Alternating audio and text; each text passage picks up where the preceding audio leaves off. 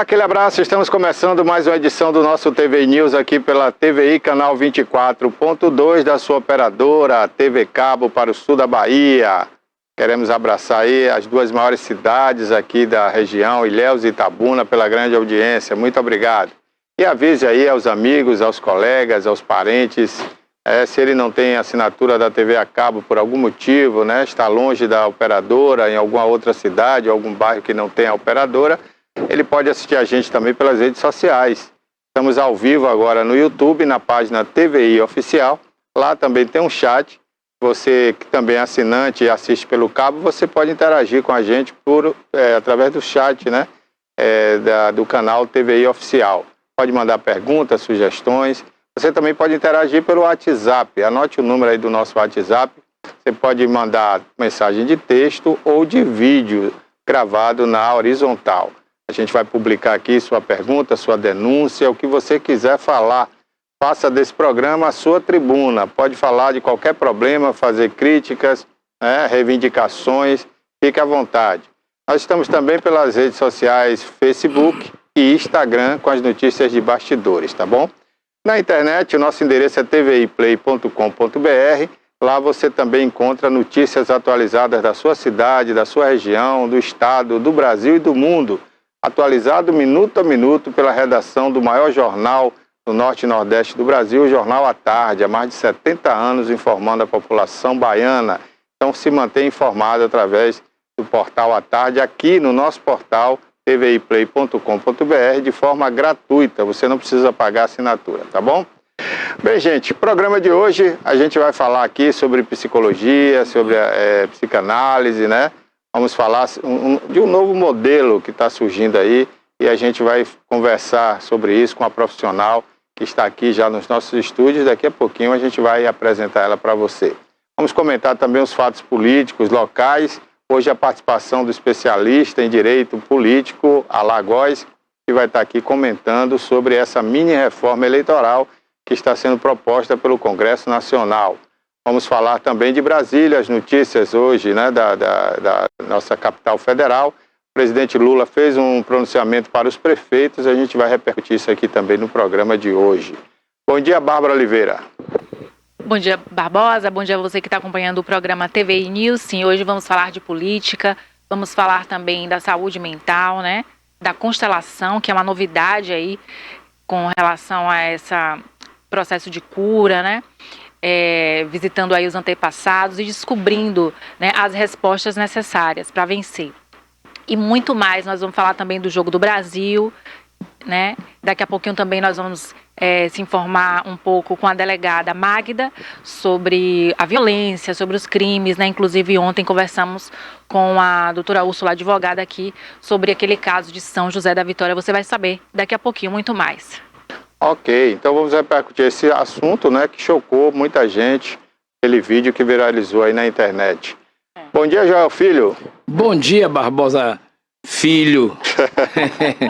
Bom dia, Bárbara Oliveira. Bom dia, Rafa Midledge, que é a nossa entrevistada ao vivo de hoje. Bom dia, você, telespectador que está aí ligado em mais um Itabuna News. Ok, vamos conversar aí com a previsão do tempo para hoje, né? Para saber como é que fica o tempo na sua cidade, na sua região e também na nossa capital, Salvador. Bárbara Oliveira. Vamos lá.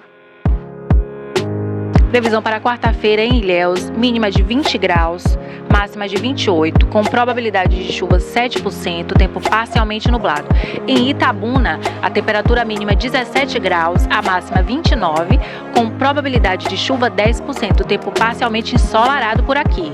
Em Buerarema, a temperatura fica em 17 graus a mínima, máxima 29 graus, com probabilidade de chuva 8% e o tempo parcialmente nublado. Para Itacaré, a mínima de 21 graus, máxima de 27, probabilidade de chuva 16% e tempo parcialmente nublado.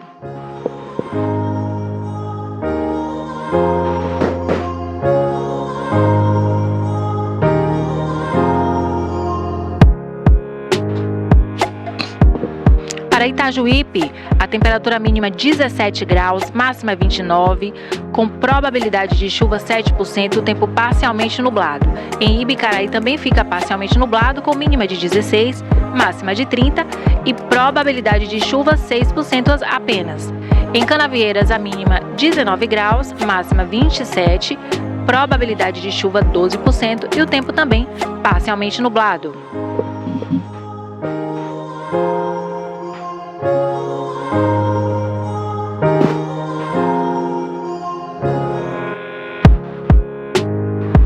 Para Salvador, a temperatura mínima 23 graus, máxima 27, probabilidade de chuva 30% e o tempo chuvoso em Salvador.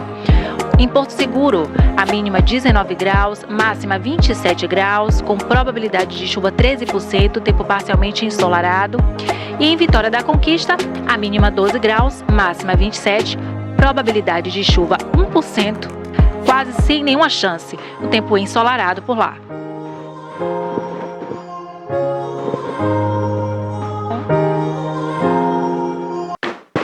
É isso aí. Nesse momento aqui em nossos estúdios, no Alto da Comunicação, no bairro de Fátima, bem pertinho aqui do município de Ilhéus, os termômetros estão marcando 28 graus, né? Está um pouquinho quente já para o horário.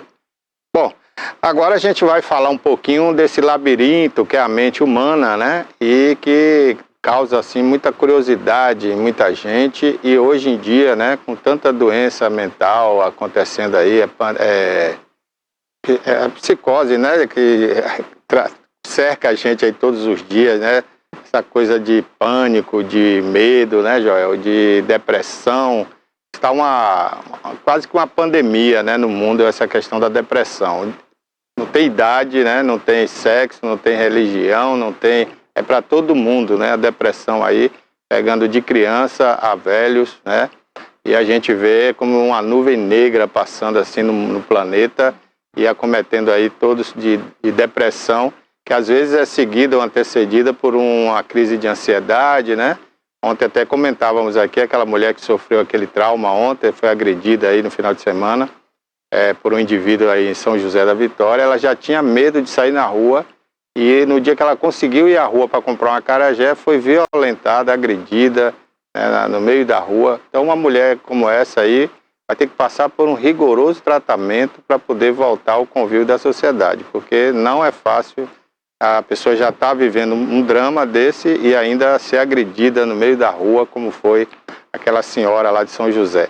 E hoje a gente trouxe aqui ao programa uma comunicóloga, né, formada aí na UESC, aqui em Itabuna, depois foi morar em Portugal, se especializou aí em artes e se tornou depois uma terapeuta. Voltou ao Brasil, está residindo em São Paulo e está visitando aqui a sua terra natal. É a Rava Middelage. Bom dia, Rava. Prazer tê-la aqui. Obrigado por ter vindo. Bom dia. Pode falar no microfone aí. Bom dia. Prazer todo meu estar aqui com vocês. Muito obrigada pela abertura, tá? Como é que uma comunicóloga, né, formada em rádio e TV, formada e pós-graduada em artes, né, se torna uma terapeuta? Conta essa história aí pra gente. Isso é uma pergunta interessante. É uma loucura? É loucura, parece até. Ou não. Se eu posso resumir, é uma busca de si mesmo, né? E eu sempre falo que a minha transição, né, da comunicação para artes, para terapia, é uma integração. É uma integração e uma soma. E tudo que eu faço hoje como terapeuta profissional, com certeza é uma soma de todo conhecimento, de todo aprendizado. E a terapia, ela foi aconteceu de forma natural. Foi uma escolha porque eu decidi me profissionalizar, mas ela aconteceu, foi um chamamento de forma natural. Foi uma busca de si mesmo, primeiramente. Quer dizer, uma vocação que estava aí guardada em algum lugar, né? Sim, sim, é verdade. Bom, você fala aqui em um novo método de trabalho, né? É um trabalho imersivo, mas de maneira aqui, como você fala aqui, sistêmica, né? O que quer dizer isso na terapia? Sim. A terapia, eu sou terapeuta sistêmica, né? E sou consteladora. Certo. A constelação familiar está dentro da terapia sistêmica, é uma ferramenta da terapia sistêmica. Certo. Eu vou explicar primeiro o que é terapia sistêmica. Exato, é. A terapia sistêmica enxerga o indivíduo como uma integração. O indivíduo, ele existe, eu existo, você existe, por base de um contexto. E qual é o nosso primeiro contexto, desde quando a gente é concebido ao mundo? Nosso contexto familiar. Mãe, pai. Somos 50% do DNA do nosso pai, 50% da nossa mãe e de todos os antepassados, ancestrais que vieram antes. Uhum. Então, a nossa base é a família. A nossa primeira forma de relação é a família. E se a família é a nossa primeira base de relação, qualquer conflito, qualquer problema, qualquer desavença e também coisas positivas, tudo isso a gente carrega e interfere e atua em todas as outras relações, seja profissional, seja relacional. E a terapia sistêmica enxerga essas relações como ponto de partida para a pessoa atuar de forma em todas as áreas da vida. Então a gente estuda isso e investiga isso. Por isso que se chama investigação sistêmica dentro da terapia. Ok. Ô, Rafa, daqui a pouquinho a gente vai entrar mais nesse tema, né? Você explicou essa questão da constelação, né? E eu já vou deixar uma pergunta para depois você responder, porque a gente vai fazer um hiato aqui para entrevistar a delegada. Ok. Inclusive eu quero saber a sua opinião sobre esse tema também, que a gente vai abordar com ela aqui daqui a pouquinho. Mas partindo desse princípio da constelação, então você conclui dentro da terapia que o indivíduo realmente é fruto do meio, né? Ou essa carga genética não tem a ver com a influência do meio? Aí eu quero deixar essa pergunta para você responder daqui a pouquinho. Bárbara? A delegada doutora Magda Figueiredo, especialista em homicídios, ela está no link e vai conversar com a gente agora sobre violência e sobre os casos acontecidos recentemente de agressão e também o feminicídio que aconteceu aqui em Itabuna. Bom dia, doutora Magda, bem-vinda. Está sem retorno. A gente está sem áudio. Bom dia, Bárbara. Agora está ouvindo. Agora chegou. Divide a tela aí, Cássio, por favor, que esse formato aí é de rede social, né? Bom, doutora, bom dia. A gente tinha convidado aqui o delegado regional, né? Mas ele não pôde comparecer. Que eu queria abordar com ele sobre aquele tema de São José da Vitória, onde uma mulher foi espancada no meio da rua por um indivíduo que se diz aí policial. Outrora ele pousa aí como guarda municipal de Itabuna, anda armado na cidade, né, diz que é amigo dos policiais, portando armas aí de grosso calibre, pistolas automáticas, né, inclusive ameaçou atirar nessa mulher, parecendo assim terra sem lei, né? E eu senti lá na entrevista que a Úrsula fez com o delegado local, uma passividade muito grande por parte dele e não tomou nenhuma atitude. O fato desse indivíduo estar na rua, armado, agredindo as pessoas, por si só não gera, isso aí não seria motivo para uma prisão? Qual a opinião da senhora em relação a esse caso? Bom dia, Barbosa. Na realidade, infelizmente, o doutor Evandro viajou e não pôde se fazer presente hoje e me coube a incumbência de conversar com vocês. Com relação ao caso de São José da Vitória, as providências já foram tomadas, as providências iniciais, já foram instaurados 2 inquéritos, inclusive ele já foi interrogado e outras testemunhas já foram ouvidas sobre esse caso. A família dele alega que ele teve um acidente de trânsito no ano de 2016 e que por conta desse acidente ele acabou desenvolvendo problemas psíquicos, psiquiátricos e por esse motivo ele toma tais atitudes. Ele também foi interrogado. Inicialmente, ele disse que não se lembrava do fato, mas depois ele disse que uma das mulheres ele teria agido por ter falado mal de pais. A outra senhora, ele disse que agrediu porque ele estava num local ermo, suspeito. E tem, delegado, é que ele abusou sexualmente da mulher, né? Chegou a pegar no seio dela e quando ela recusou, ele partiu para agressão, né? Essa é a informação que a doutora Úrsula trouxe para a gente aqui. Diz que é costumeiro ele fazer isso na cidade, uma cidade tão pequena, né? Todo mundo conhece ele, que ele só anda armado.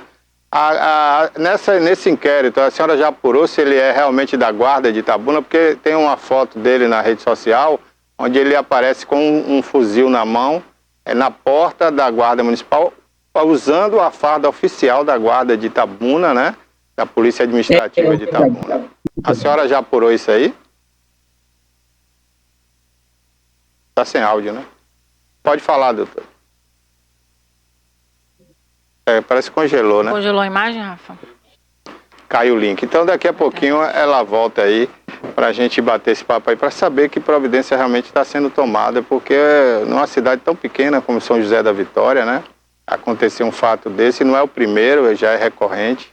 A gente lamenta muito. Mas enquanto ela volta aqui, depois eu queria saber a sua opinião sobre um indivíduo como esse, né? Porque hoje é comum as pessoas alegarem insanidade mental, né? Quando comete um crime.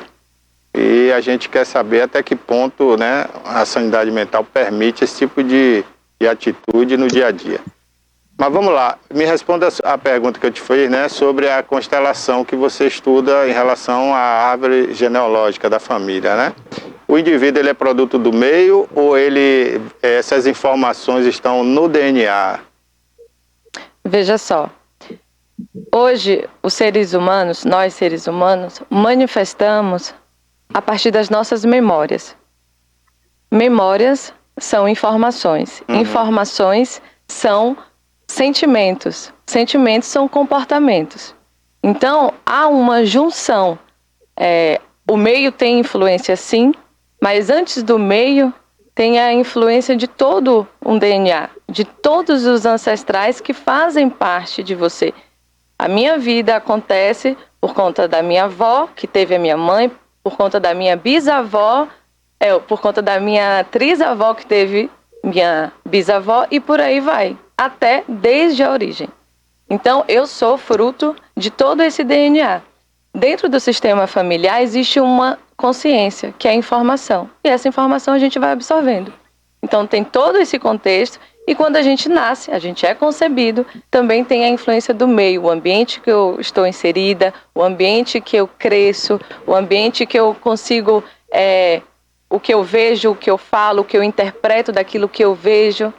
Tudo isso nos compõe. Tudo isso nos compõe. E a gente acaba manifestando a partir das nossas memórias. Daquilo que, de forma consciente, a gente consegue lembrar e daquilo que habita inconscientemente, que a gente não sabe de onde vem, mas a gente sente. Entende? Uhum. Agora, nós temos casos assim de pessoas, crianças, né, recém-nascidas. Voltou já, delegada? Está no link. Doutora Magra, a senhora nos ouve aí bem? Ouço sim, foi o link daqui que caiu. Ah, tá certo. Em relação a isso que eu falei, a senhora já tem alguma informação, já apurou se ele realmente pertence à Polícia Administrativa de Itabuna? Ele disse que não pertence e que a arma de fogo que ele apareceria nas fotos foi uma época que ele foi tirado há muitos anos em um clube de tiro. Ele indicou, quando ele foi interrogado, onde estaria a arma que ele aparece em uma das fotos, e seria uma arma de brinquedo. Foram realizadas diligências, a arma de brinquedo foi apreendida e foi encaminhada à perícia. Outras medidas cautelares também estão sendo solicitadas judicialmente no âmbito dos 2 inquéritos policiais.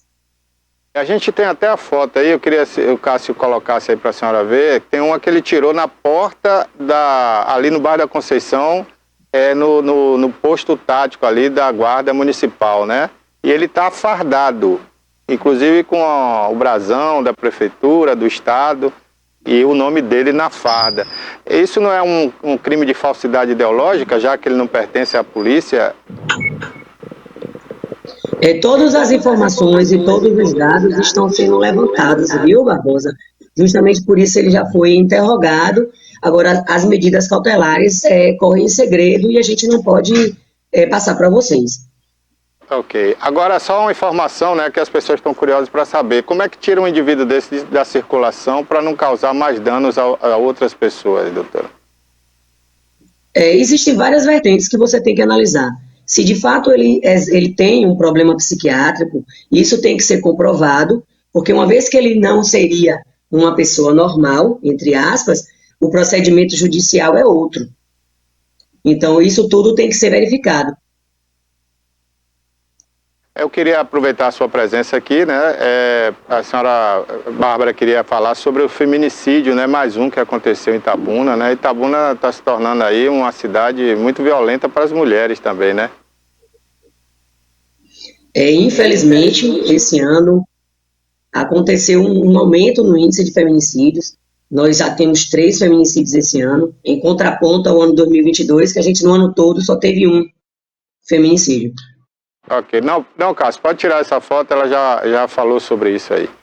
Ok, e a violência na cidade de modo geral, doutora? A sua delegacia, né? A senhora responde pela primeira ou a segunda? Pelo homicídios. Né? Os índices atuais estão aceitáveis? Porque nós já tivemos aqui em 2016, 2017, Itabuna foi considerada a mais violenta, né, do Brasil, para mortes de jovens até 18 anos. Parece que isso deu uma amenizada, né? Exatamente, nós tivemos anos bem difíceis com relação ao CVLI. Esse ano, infelizmente, no primeiro semestre, em alguns meses, foi maior o número de homicídios do que o ano de 2022, mas o segundo semestre nós já estamos reduzindo isso aí, esse índice. O fator maior nessa criminalidade aí é o tráfico de drogas? Em regra, 80% do percentual da motivação é ligado diretamente ou indiretamente ao tráfico de drogas. Ok, Bárbara. Doutora Magda, o que chama a atenção, voltando ao caso de São José da Vitória, é que os familiares do autor das agressões informam que ele tem problemas mentais, mas as redes sociais dele, né, apresentam uma informação contrária, né, porque a gente observa que ele retirou ali as imagens que ele tinha todo portando arma e fardamento, retirou essas imagens e colocou outras imagens. Então existe essa crítica e essa observação a respeito disso, mas como a senhora já colocou que vai ser analisado ainda, não é isso? Exato, porque ele, inclusive, ele cita que teria tirado essas imagens do Instagram ou de outras redes, porque as pessoas estariam pegando essas imagens e utilizando para outros fins e colocando falas que, em tese, não seriam dele. Agora, até para a gente comprovar essa questão do problema psiquiátrico ou psicológico dele, levantamentos e perícias têm que ser realizados. Tem que ter um laudo técnico, né, de um profissional aí nesse caso. Exato. Doutora Magda, com relação a esse caso de São José da Vitória, já foram ouvidas as partes, as partes das mulheres, foram 2 mulheres agredidas e também o autor, né, que foi o Alan, mas aí no caso não foi tomada nenhuma medida, só foram interrogados, mas ele continua portando a arma e continua também livre, né? Não teve a prisão preventiva. Não, na realidade, além deles, 2 testemunhas também já foram ouvidas, os inquéritos foram instaurados e a arma de fogo que ele alegava portar é uma arma de brinquedo. Essa arma foi apreendida e foi encaminhada à perícia. Ele está solto por conta do inquérito ainda está em andamento, mas as medidas cautelares estão sendo tomadas. Tem que seguir todo o trâmite aí, né? Ele só pode ser preso uma vez que o juiz... Agora foi pedida ao juiz essa prisão? Não, né? Só depois do fechamento do inquérito, né? Dependendo do andamento, da situação, das demais pessoas que têm que ser ouvidas e das perícias, sim, existe essa possibilidade, mas é algo que é mais para o futuro. A situação, doutora Magda, é que, assim, uma cidade muito pequena, a mulher já vinha de um trauma, né? Ela vinha passando por uma dificuldade psicológica, já não estava saindo de casa.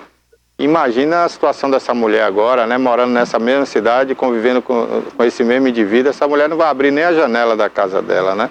Então, Não, mas as medidas cautelares, até com relação a ela, já estão sendo tomadas, entendeu, Barbosa?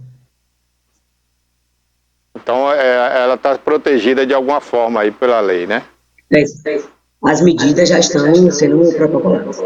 Tá bom, doutora. A senhora tem alguma outra informação, doutora, que a gente não saiba aí, para a gente informar o nosso público sobre a sua delegacia? Não, desse caso aí, sou. Ok. Então tá bom. Bárbara, tem mais alguma pergunta, Joel? Não, já esclareceu. Eu gostaria de saber da doutora se esse rapaz, se ficar comprovado, por exemplo, que ele não tem problemas psicológicos, ele volta para a cadeia e qual seria a pena imposta a ele? Ele ficaria quanto tempo? Ele pode ficar até quanto tempo na cadeia se acontecer isso? Por agressão. Bom dia. Primeiro, a gente precisa comprovar se ele existe ou não essa deficiência mental dele, porque o trâmite judicial é outro. Em caso ele não tenha nenhum problema, ele responde como qualquer um do povo, ele vai passar por um processo judicial e passível de cadeia, sim. Agora, a pena, a gente só pode dizer depois de comprovar quais os crimes ele vai responder. Se foi só ameaça, se foi só lesão, se são penas cumuladas, se tem a importunação sexual. Então, depende dos crimes que foram comprovados. Olha, do jeito que anda a justiça no Brasil e as decisões dos juízes, né? Eu não acredito que ele fique muito tempo na cadeia, caso ele seja preso. Sim. Eu acho que ele vai ser preso, depois vai ser ouvido naquela audiência, de né? custódia? Não, a de custódia não, porque a custódia é quando é flagrante, né, doutora? Sim. É porque não chegou a matar. Não, mandado de prisão acaba passando também. Passa também pela custódia. Então o juiz vai acabar também liberando ele. Sim, infelizmente. Eles consideram isso que crime, brasileira. eles consideram, porque não foi com nenhum parente do juiz, né? Então Sim, eles vão considerar ali como se fosse crime de pequeno... É a justiça do Brasil. Infelizmente é isso. Doutora, muito obrigado pela sua participação aqui no nosso programa, viu? E sempre tiver informações aí que a senhora possa nos passar, ficamos agradecidos aqui. Obrigada, doutora. Por nada, gente. Sempre à disposição. Contem sempre. Ok. Conversamos com a delegada Magna, né, da Delegacia de Homicídios aqui de Itabuna. É você que trabalha com a mente humana, né?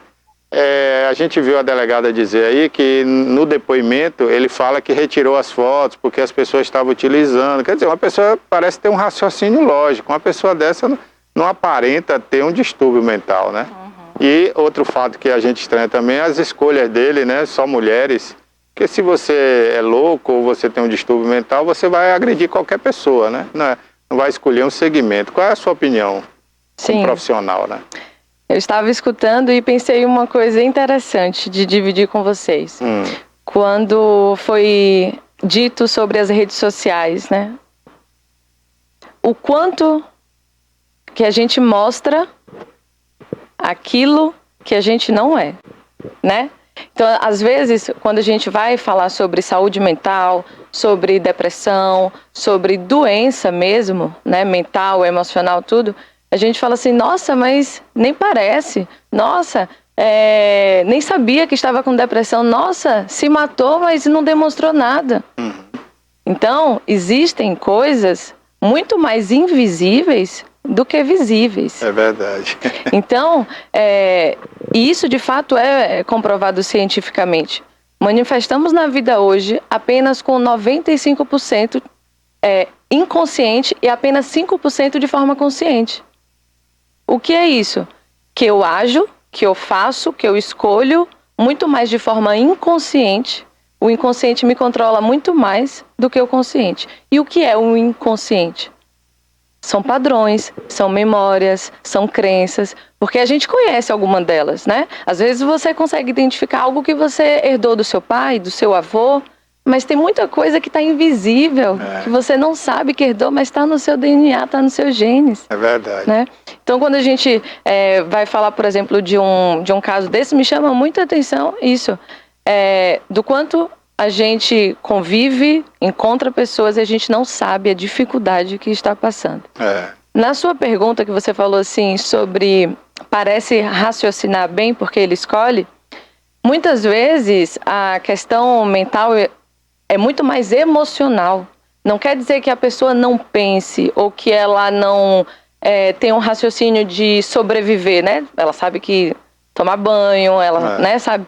Mas sabe é uma que questão dinheiro, emocional. Né? Dinheiro ela não rasga. Exatamente. Então, muitas vezes não é uma questão racional, é emocional. Emocional, né?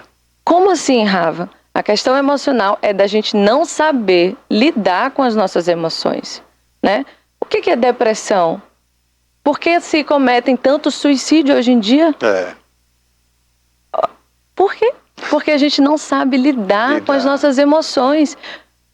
Claro que existem níveis, né? A pessoa vai aprendendo, existe pessoas que sabem lidar mais, outras não, mas a nossa dificuldade hoje, mundialmente falando, é a dificuldade da gente se relacionar com aquilo que a gente sente, entender aquilo que eu sinto e porque eu sinto, eu ajo de determinada forma, mesmo não gostando, sabendo que é ruim, mas eu continuo repetindo aquele padrão, porque eu não aprendi a lidar com o que eu sinto. E eu não aprendi, por quê? Porque eu não me conheço.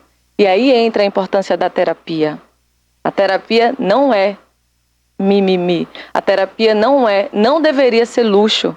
A terapia deveria ser básico, base. Porque a terapia é você se encontrar com você mesmo, é você se salvar de você mesmo. Pelo SUS não tem não, né, Rafa? Terapia? Agora, de uns anos para cá, acho que pós-pandemia já começou a entrar. Inclusive, a própria constelação, que é uma ferramenta que vai trabalhar diretamente com a questão familiar, já está sendo oferecida pelo SUS. Claro, não é na quantidade que a gente espera, né? Não é no volume, na expansão que a gente espera, mas já está sendo ofertada e inserida. Tem pergunta, Joel? Tenho. O Rafa, veja, eu ao longo da minha vida profissional sempre fui orientado e orientei também aos meus repórteres que não se divulga suicídio. E eu, como repórter, eu questionava os chefes das minhas redações. E eu trabalhei em vários jornais, em televisão e rádio, e a maioria dos meus chefes me dizia o seguinte: não divulgue suicídio, porque à medida que se divulga o suicídio, a gente está estimulando outros suicídios. E eu me lembro até de um fato.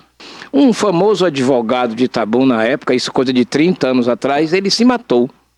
E o redator do jornal divulgou o suicídio, mas em momento algum ele disse que o ato foi um ato de suicídio. Porque tinha essa lógica, não sei como é que está exatamente hoje, mas existe essa possibilidade de, quanto mais se divulgar, mais estimular suicídio? Esse é mito ou é fato? Bom, como você me perguntou, eu vou dar a minha opinião. Como comunicóloga, como terapeuta. Sim, sim. Eu acho isso uma falácia total. Mais do que poder falar, se deve falar. Opa. Se deve falar. Porque senão qual é o sentido de não pode falar porque vai estimular? Já se fosse assim, a gente não falaria de homicídio, de assassinato, de assalto?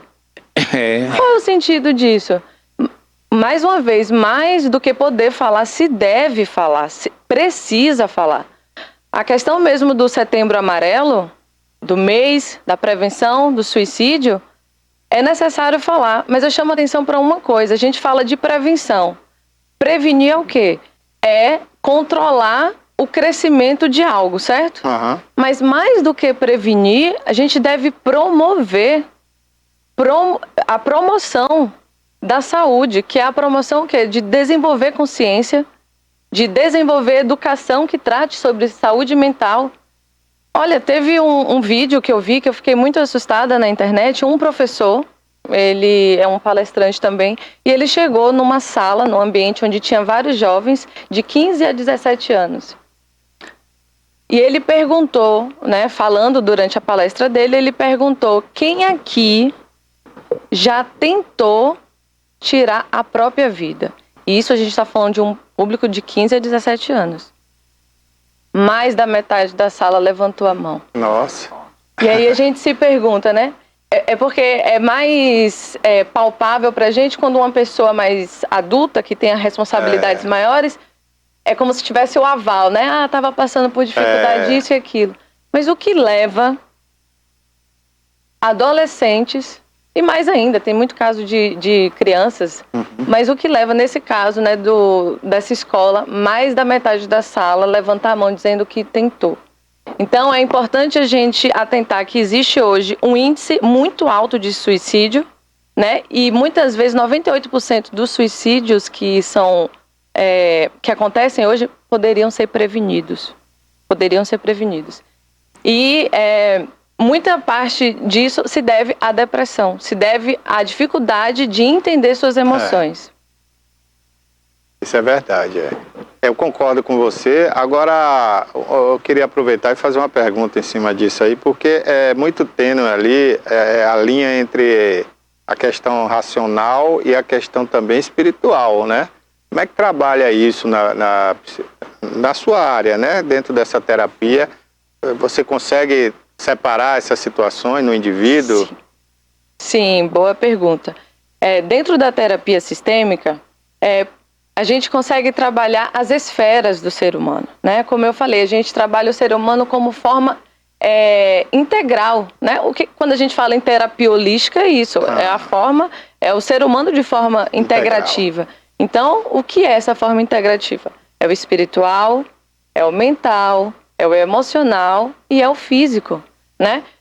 O físico é importante, mas a gente acaba dando mais importância apenas a ele. O físico é o nosso veículo aqui, nessa terra, nesse momento. É o nosso veículo, é a nossa manifestação. Mas o que é que sustenta o físico? É o espiritual. É o espiritual. E é como se fosse uma dança, o espiritual, mental, emocional, físico. E se o físico é só uma última instância. Por exemplo, aparece alguma doença. O físico está manifestando algo que já está acontecendo em outra esfera. Espiritual, mental ou emocional. O físico é a última instância. É verdade. Só que quando aparece a doença, a gente faz o quê? A gente procura o médico, que é para cuidar da doença, e procura remédios. Mas a gente não cuida das outras esferas. Então, sai uma doença, volta outra. Sai um caroço, um tumor, volta outra. Porque a gente não olhou para as outras esferas. Para a raiz do problema. Exatamente. E a constelação familiar, ela, como eu disse, ela é uma ferramenta apenas da terapia. Dentro da constelação, a gente consegue olhar, identificar a origem de determinado conflito. A origem de determinadas questões que para a gente não parecem óbvias, mas não são, porque são desconhecidas. É verdade. Agora, por exemplo, os profissionais falam até da somatização, né? Que é você pegar o problema mental, psicológico, espiritual e somatizar. Seria o quê? Materializar ele no corpo, né? Sim. Aí você adoece de um órgão e tal. Então, essa seria a causa. E a gente vê que, até se formos falar aqui, né? Questões de religião, todas as religiões, principalmente o cristianismo, né? Eles pregam, e está na Bíblia, que a palavra tem poder, né? Que o pensamento tem poder e que você materializa tudo isso, né? Você primeiro pensa, depois você fala e depois você materializa, né? Então, talvez, como você falou, talvez não, né? Como você falou, a causa de tudo está na questão psicológica, mental, né? E espiritual, é isso? Exato, é a questão da memória que eu falei, né? A gente manifesta nesse mundo através das memórias. E as memórias são informações, são comportamentos, sentimentos, crenças. E você falou uma questão da somatização. A somatização. Né? E a somatização é exatamente isso, porque o nosso corpo, ele tem informações, né? As nossas células funcionam como gavetas de memórias. É por isso que a gente sente coisas que a nossa mãe, por exemplo, onde a gente foi gestado durante 9 meses, mas pessoas menos, né? Mas por isso que a gente sente e é muito ligado à nossa mãe. Mesmo que a gente não tenha um convívio legal, mas a gente é muito ligado à nossa mãe.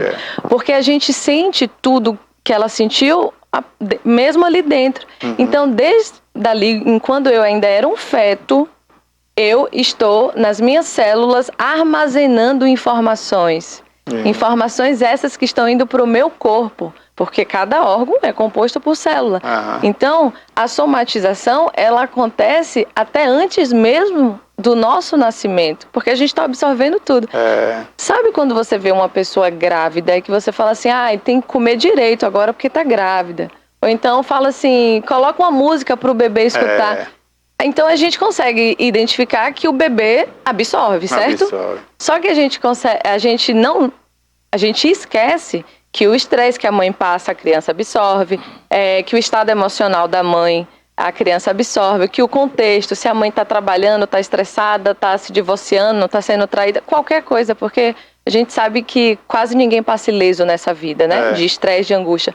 Mas é estar atento, não é culpar ninguém, mas estar atento que essa criança, antes mesmo de vir ao mundo, ela está absorvendo tudo. E tudo isso a gente manifesta como adulto. Só que a gente esquece disso. A maioria dos terapeutas ainda olham o tratamento a partir da criança interior, né? Volta lá quando era criança. Não, tem que voltar antes da concepção. 6 meses antes da concepção. Como é que estava a vida da sua mãe e a vida do seu pai? A vida dos seus avós. Como foi que soube da gravidez? Foi um susto? Foi inesperado? Então, tudo isso comunica. Tudo isso é informação dentro da terapia sistêmica. Agora, eu acho que você, como terapeuta, encontra essa dificuldade, né? De extrair da pessoa essa abertura, né? Eu acho que as pessoas não se entregam numa terapia. Elas não conseguem se abrir totalmente, não é isso? Como é que lida com isso? Sim. Eu sempre falo que a primeira dificuldade é que as pessoas elas têm dificuldade, receio de admitir que precisa de ajuda. Primeiro já começa a dificuldade aí. Principalmente homens. Homens, eu já ia falar. Principalmente homens. Os homens não gostam de admitir. Nós homens, né? Não gostamos. Eu não vou mentir pra você, eu sou assim. Sim. Eu também. Sim, e a gente quer sempre ser o durão, né? Não, eu vou conseguir resolver sozinho. Não, vai passar? Vai passar. Sim, e tudo isso vem de uma questão social, cultural, né? A gente sabe que acontece, não é de agora, é uma construção, né? E o primeiro passo é a pessoa admitir que precisa de ajuda.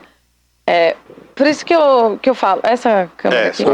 Por isso que eu falo, precisa de ajuda, busque ajuda. É o primeiro passo. Muita gente que está aqui em Itabuna ainda até acompanhou esses fatos. São 2 casos de suicídios. Um jovem subiu ao prédio Módulo Center, pegou um elevador, subiu, foi para o último andar. Quando chegou lá em cima, lá funcionava uma cantina, ele pediu um suco de laranja. Tinha uma varanda ali, né? Tinha uma varanda ali, eu ficava muito ali naquela varanda. E pediu o suco, deu as costas e foi para a varanda. De lá ele voou. Se jogou. Quando foram servir o suco, ele já estava morrendo ou morto. Um outro episódio de suicídio que eu considerei estranho, eu presenciei. Um jovem se matou porque estava apaixonado pela namorada, a namorada separou dele, ele se matou. No velório, um senhor chegou ao velório, olhou o corpo estendido lá no caixão e disse: meu Deus, como uma pessoa tão jovem, um rapaz bonito, educado, pratica um ato desse, se mata, que loucura e tal. Esse senhor, 2 dias depois, se enforcou ali na entrada da Mangabinha. Nossa, é verdade. Olha que coisa. E esses atos são atos de coragem ou de exibicionismo, sei lá. Uma pessoa, antes de praticar o suicídio, quer mostrar alguma coisa? Ou só uma loucura mesmo? Pode falar. Seria um egoísta, uma pessoa que faz isso? Veja bem, eu acho que nem é necessário entrar nessa questão do egoísmo para se mostrar. Eu gosto de ir mais profundo. Sim. Eu gosto de ir mais profundo, que é quanta dor, quanta incapacidade uma pessoa deve estar sentindo a ponto de cometer um ato desse. Porque, assim, uma coisa é você ter problemas, todo mundo tem, né? Inclusive, as pessoas acham que por ser terapeuta, por ser médico, por ser qualquer coisa, não tem... Ninguém passa ileso, todo mundo tem problemas, todo mundo. A diferença é como a gente vai aprendendo a se relacionar com esses problemas. Por isso que a terapia é importante, porque não é o problema que deixa de aparecer, é a forma... Eu mudo, porque eu consigo me relacionar de forma diferente. Então, eu vou mais profundo na sua pergunta, Jael, que é quanta dor, quanta incapacidade uma pessoa sente, deve estar se sentindo a ponto de tirar a própria vida. Então, eu fico me pensando, né, e meu coração fica aflito por conta disso. Quantas pessoas hoje em dia estão cometendo 40, mundialmente falando, 40... em cada 40 segundos no mundo acontece suicídio. Muitos. Tipo, a cada 40 segundos, imagina quanto tempo a gente já está aqui e está acontecendo. Então, assim, eu fico pensando o quanto deve estar insuportável para a pessoa que comete um suicídio. Se me permite falar uma coisa, quando eu estava em Portugal, houve um caso parecido desse primeiro que você falou. Havia um ator super português, super famoso, super benquisto, né? Com a família linda, e ele estava no auge, né, da televisão, da dramaturgia portuguesa, desculpa. E ele cometeu suicídio. No auge. Ele se feriu, no auge da carreira dele, ele se feriu e ele se atirou ao mar, perto ali de Lisboa. E, claro, todo mundo ficou, né, com aquela situação chocada, mas muitas pessoas, a fala de muitas pessoas me chamaram a atenção, que é como uma pessoa dessa que tem dinheiro, que tem fama, que tem sucesso, que tem família, comete suicídio. A resposta está na própria pergunta, porque não depende disso. Não depende disso. É uma questão mental, né? Mental, e mais do que mental, é emocional. O mental é o depois. Espiritual, emocional. Agora, Rafa, o suicídio também, a gente vê que pessoas que chegam ali a uma situação extrema, seja ela financeira, ou seja ela emocional, por causa de um relacionamento ou qualquer outra coisa, que nós seres humanos, todos nós temos isso, né? Quando a gente tem um probleminha, quer dizer, eu falo probleminha porque tudo é pequeno, mas a gente enxerga de uma maneira grande, né? A gente acha que aquilo só aconteceu com a gente, que não tem mais saída, que parece que aquilo ali acabou com tudo, né? Fica um vazio existencial, uma coisa, né, inexplicada. Então, ali é o momento que a pessoa decide, às vezes, tirar a vida, né? Exatamente. E ela é como se a gente, né, ficasse... Ela eu ia falar a pessoa, né? Mas como... Eu também já passei por isso. Todos nós temos problemas. Sim, e eu já fui diagnosticada mesmo com depressão. E eu sei, assim, claro que cada pessoa tem um nível diferente, né? Mas no geral, né? Sim, eu sei parecido. O quanto é dolorido. E a maioria das pessoas que conviviam comigo não sabiam. Minha mãe sabia, meu pai sabia, né? Minha família sabia, mas as pessoas que conviviam comigo não sabiam. Porque me viam bem, me viam rindo. Então, é algo muito silencioso. As pessoas precisam ter uma válvula de escape. Seja um amigo, seja uma mãe que confia, um parente, ou seja um terapeuta, seja um psicólogo, seja um profissional. Precisa ter alguém... Ontem meu pai me lembrou disso. Rafa. Meu pai falou assim, precisa ter alguém para você ser você. Bacana. Rafa, você admitiu agora aí que já teve depressão. E isso teria sido um motivo incentivador de você hoje ser uma terapeuta? Com certeza. A gente só consegue ajudar o outro a partir da nossa experiência. Eu sempre falo isso. Primeiro é para você faz para você. Depois você transborda. Então, tudo que eu vivi, que eu passei, me trouxeram até aqui. Então, eu só consigo ajudar o outro porque eu primeiro me ajudei. Porque eu primeiro passei por esse processo. Né? Claro que cada pessoa vai ser diferente. Mas eu sei do lugar onde eu vim escuro, fundo, e eu sei onde eu pude estar agora. Então existe um caminho, existe possibilidades. E isso lhe deu respaldo porque é uma experiência, né? Por exemplo, quando alguém me dava um conselho, eu procurava saber a vida daquela pessoa que me deu o conselho. Porque às vezes ela não passou por aquilo, como é que ela tem autoridade para me aconselhar, né? Fica isso, né, na mente. Claro. Tem até umas piadas aí que o pessoal põe na internet hoje em dia, né, nas redes sociais, sobre isso, né? Então, você passou pelo problema. Fica mais fácil cuidar do outro, porque você sabe na pele o que o outro está sentindo, né? Eu acho que isso é bacana. Rafa, você mencionou, né, que passou pela depressão. Quem está com esse quadro de depressão, né? Inclusive você traz aqui no programa hoje essa técnica de terapia nova que é constelação, né? Que está muito famosa, aliás, a constelação. E eu queria que você falasse sobre isso. O que promete a constelação para as pessoas? Qual o benefício da constelação para as pessoas? E quando a pessoa com quadro de depressão, como ela sabe os sinais que ela já foi curada? Ou ela tem que fazer terapia a vida inteira? Vamos lá. A constelação, ela é uma ferramenta.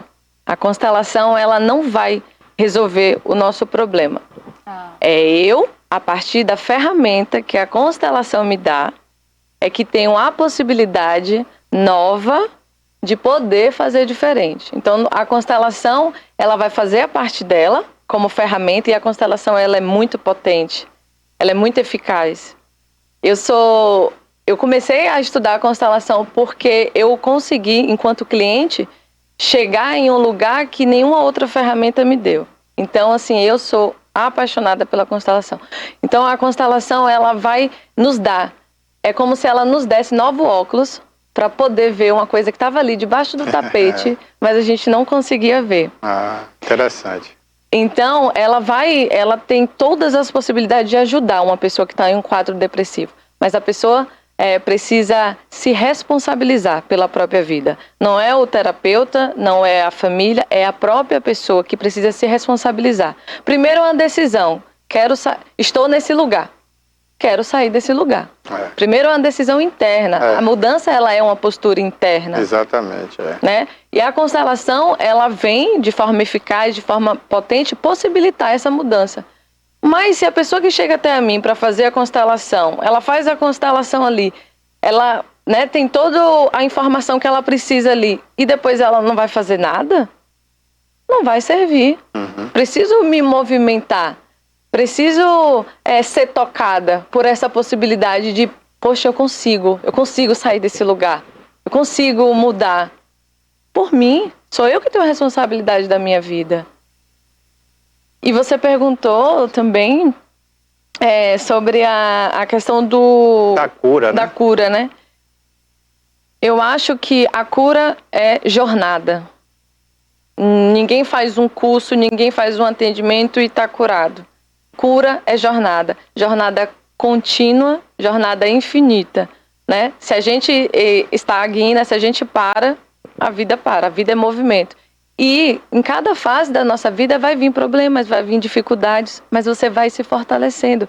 Quando você vai se buscando conhecer, autoconhecimento, quando você vai buscando alguém que te escute, que te entenda, terapia, né? Então, cura é jornada. E a questão da depressão, de forma específica, se eu puder dar uma luz, assim, no sentido de como foi para mim, inclusive, eu observar o que está prevalecendo em mim. Então, antes mesmo, quando eu estava nesse estado, nesse quadro, eu não tinha vontade nem de levantar da cama. Eu tinha parado de sorrir. E eu sempre ria muito, eu sempre estava alto astral muito. E eu tinha parado, parece que meu brilho tinha apagado. Ofuscado, né? Isso. E tem uma tendência, que eu passei por isso também, né? Eu não queria nem abrir a janela do apartamento na época onde eu morava, né? Eu queria ficar ali naquela penumbra, né? Isso.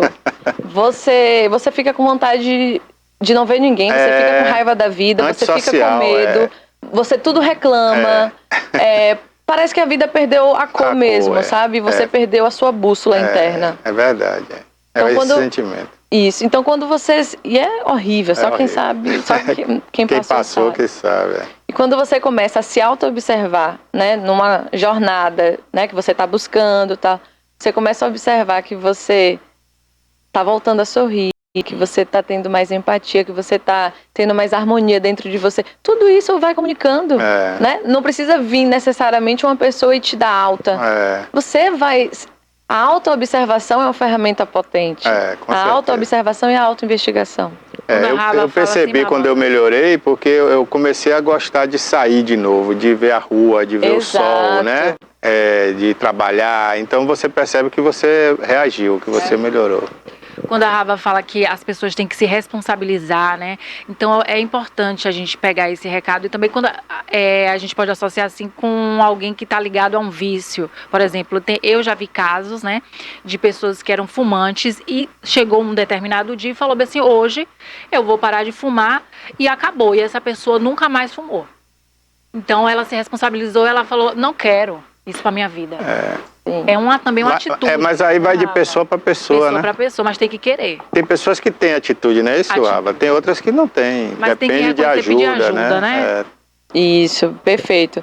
Existem níveis e níveis de dependência, de vícios, né? Então, assim, tem pessoas que conseguem sozinha. E que ótimo que conseguem. Tem pessoas que realmente precisam de ajuda. E tá tudo bem pedir ajuda.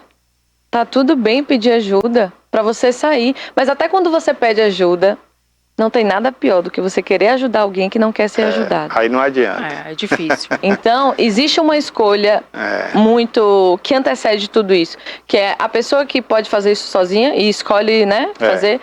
Mas a pessoa até para pedir ajuda, ela precisa escolher. Eu quero sair desse lugar. E aí, claro, né, ela vai receber a ajuda.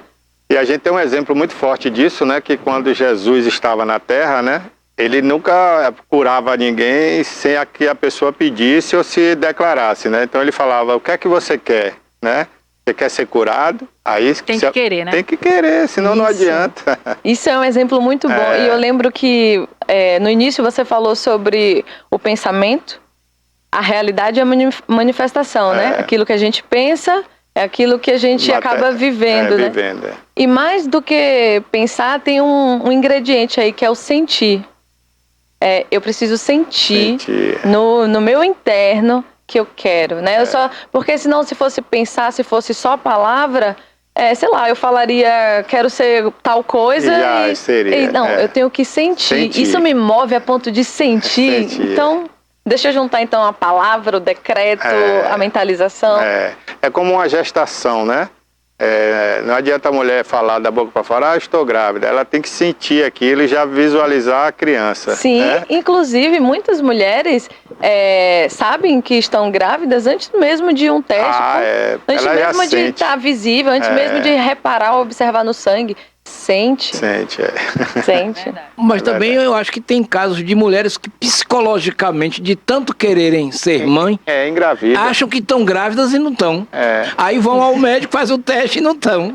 Pela pressão. Aí é pressão, né? Pela pressão. Tudo aquilo que a gente pressiona, ou tem medo, ou exclui, ou nega, tem força para voltar para nossa vida. Então é como se a gente está emanando alegria, volta o quê? Alegria. Se a gente está emanando medo, pressão, não consigo, não posso, a gente está voltando o quê pra gente? O medo, eu não consigo, eu não posso. Agora, rapidinho para a gente encerrar aqui, Rava, por que essa palavra não, né, tem um peso muito forte? Outro dia eu estava conversando com um casal, né? A esposa fica dizendo para o marido, não, você não pode fazer isso, você não pode fazer aquilo, né? Por vários motivos, né? De doença, isso, daquilo, não pode comer. E aí ele estava dizendo, já estou cheio desse negócio de não. Parece que quando você diz não, é como se você estivesse incentivando aquela pessoa a fazer, né? Qual é essa relação aí do não com essa questão psicológica? Como é que você trabalha isso? Assim, o contexto do não, eu acho, o não tem esse sentido, né, esse peso, mas o não também é uma ferramenta poderosa. Se a gente parte do pressuposto que há pessoas que sofrem porque não conseguem falar não, né?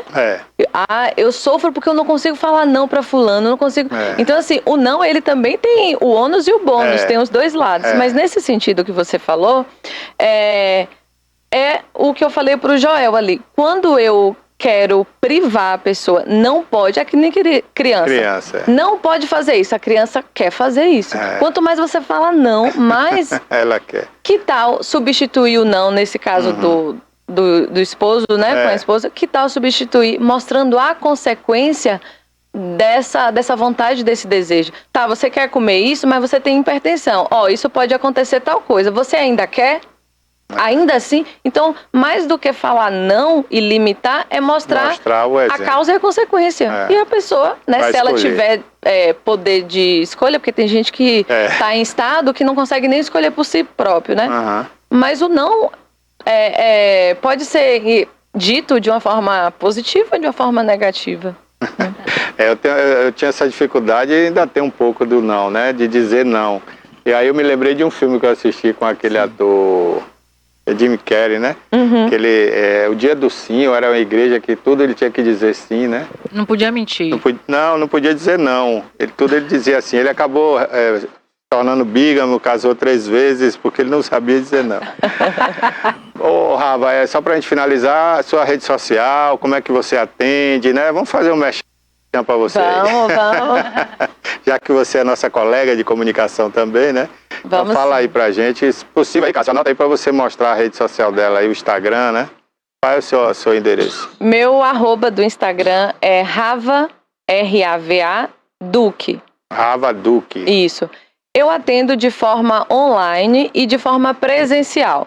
Eu estou morando agora em São Paulo, então o presencial acaba sendo em São Paulo. Certo. Mas como eu estou aqui até o dia 18, quem prefere fazer o presencial pode agendar comigo, entrar no contato que tem no Instagram, mandar mensagem ou clicar no link que vai direto ao meu site, meu WhatsApp, e pode agendar comigo.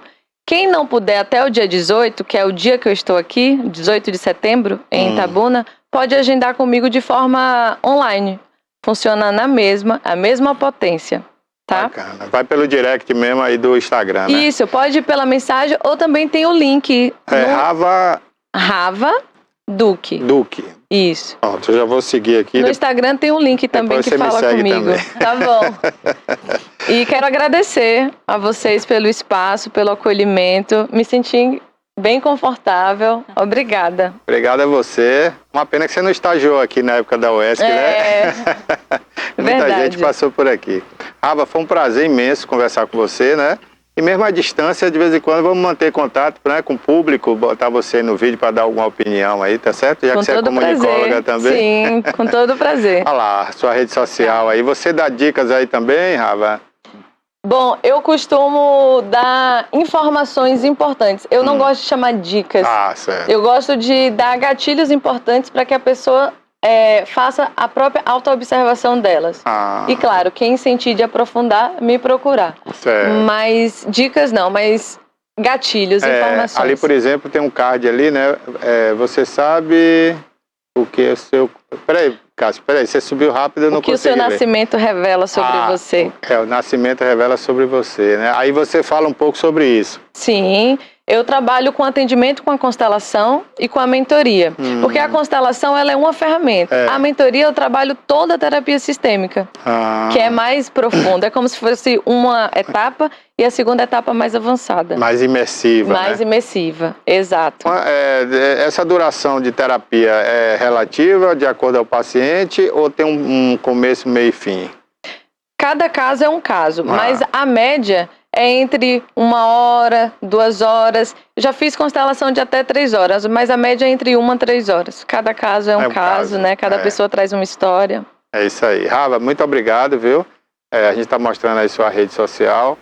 E fica a dica aí, Rava Duque no Instagram, você segue a Rava e a partir daí no direct você pode ir conversando com ela, marcar consulta, né, online ou presencial, ela vai estar aqui até o dia 18. Obrigado, Rafa. Obrigada, foi um prazer. Ok, prazer é nosso. Vamos agora às cotações, daqui a pouquinho vamos bater um papo sobre política aqui com o especialista, Dr. Alagoz. O @ do Cacau em Itabuna, R$ 273,30. Em Ilhéus, R$ 273,30 também. Bolsa de Nova York, R$ 266,42. Camacan, R$ R$273,30. Eunápolis, R$273,30. Eu sei que eu sou péssimo assim. O arroba do boi 15 quilos, Feira de Santana, R$200. Itapetinga, R$190. Teixeira de Freitas, R$195. Salvador, R$205. E Eunápolis, R$185.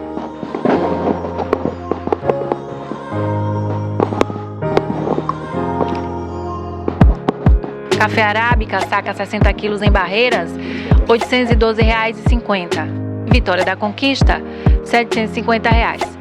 Bolsa de Nova York convertida em real, R$995,35. Luiz Eduardo Magalhães, R$810. Café Conilon, saca 60 quilos em Eunápolis, R$610. E Itamaraju, também R$610. Depois.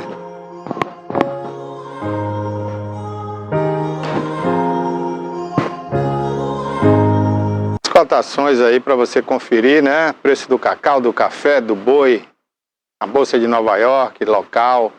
Já demos uma geral aí com a Bárbara Oliveira. Agora vamos falar de política aqui no programa. Ontem os deputados resolveram, né, divulgar aí quais seriam os pontos principais da mini-reforma política, né? Aliás, foi anteontem a divulgação, às 16 horas. Né? A gente vinha curioso aqui, até tinha comentado com a Alá semana passada que a gente não sabia nada dessa mini-reforma. Alá, bom dia, obrigado por você ter vindo aqui ao programa, né? Você que é um mestre aí nessa área de política, direito político. O que é que muda de verdade se essa mini-reforma for aprovada, né, na sua íntegra? Bom dia, Barbosa, bom dia, Bárbara. Mestre Joel que está ali, né? Ouvintes e internautas. Mestre aqui. É você. Você sabe disso. Quando eu tiver cabelos iguais aos seus, talvez eu chegue lá. Agora, e essa reforma vai melhorar a prática política no Brasil ou vai piorar mais ainda? Rapaz, esse negócio... Qual é a sua avaliação? Diga aí. Esse negócio dessas reforminhas que de 2 em 2 anos a gente tem... Cada eleição tem uma... Cada eleição muda e muda muito as coisas. Em via de regra, se coloca vereador como a bucha de canhão ali para poder fazer o laboratório, a experiência para ver se funciona ou se não funciona. E aquela história, né? Já tem mais de mês que eles, né, lá em Brasília, estão reunidos falando e comentando a respeito dessa questão da mini-reforma, que tem que estar aprovada e sancionada pelo presidente da República até o próximo dia 5 agora, né, de outubro. Um ano antes da eleição. Um ano antes da eleição, senão não poderá servir como regra para a próxima eleição. O que é que acontece? Né? A OAB mesmo está participando, tem vários membros que foram designados para estarem lá, trabalhando, vendo com o pessoal lá o que é que está sendo gestado. Não tem aquele poder de votar, né, mas pode vir a divergir, como já aconteceu. Se fala principalmente, Joel, da questão da mudança em relação à forma como você vai escolher vereador.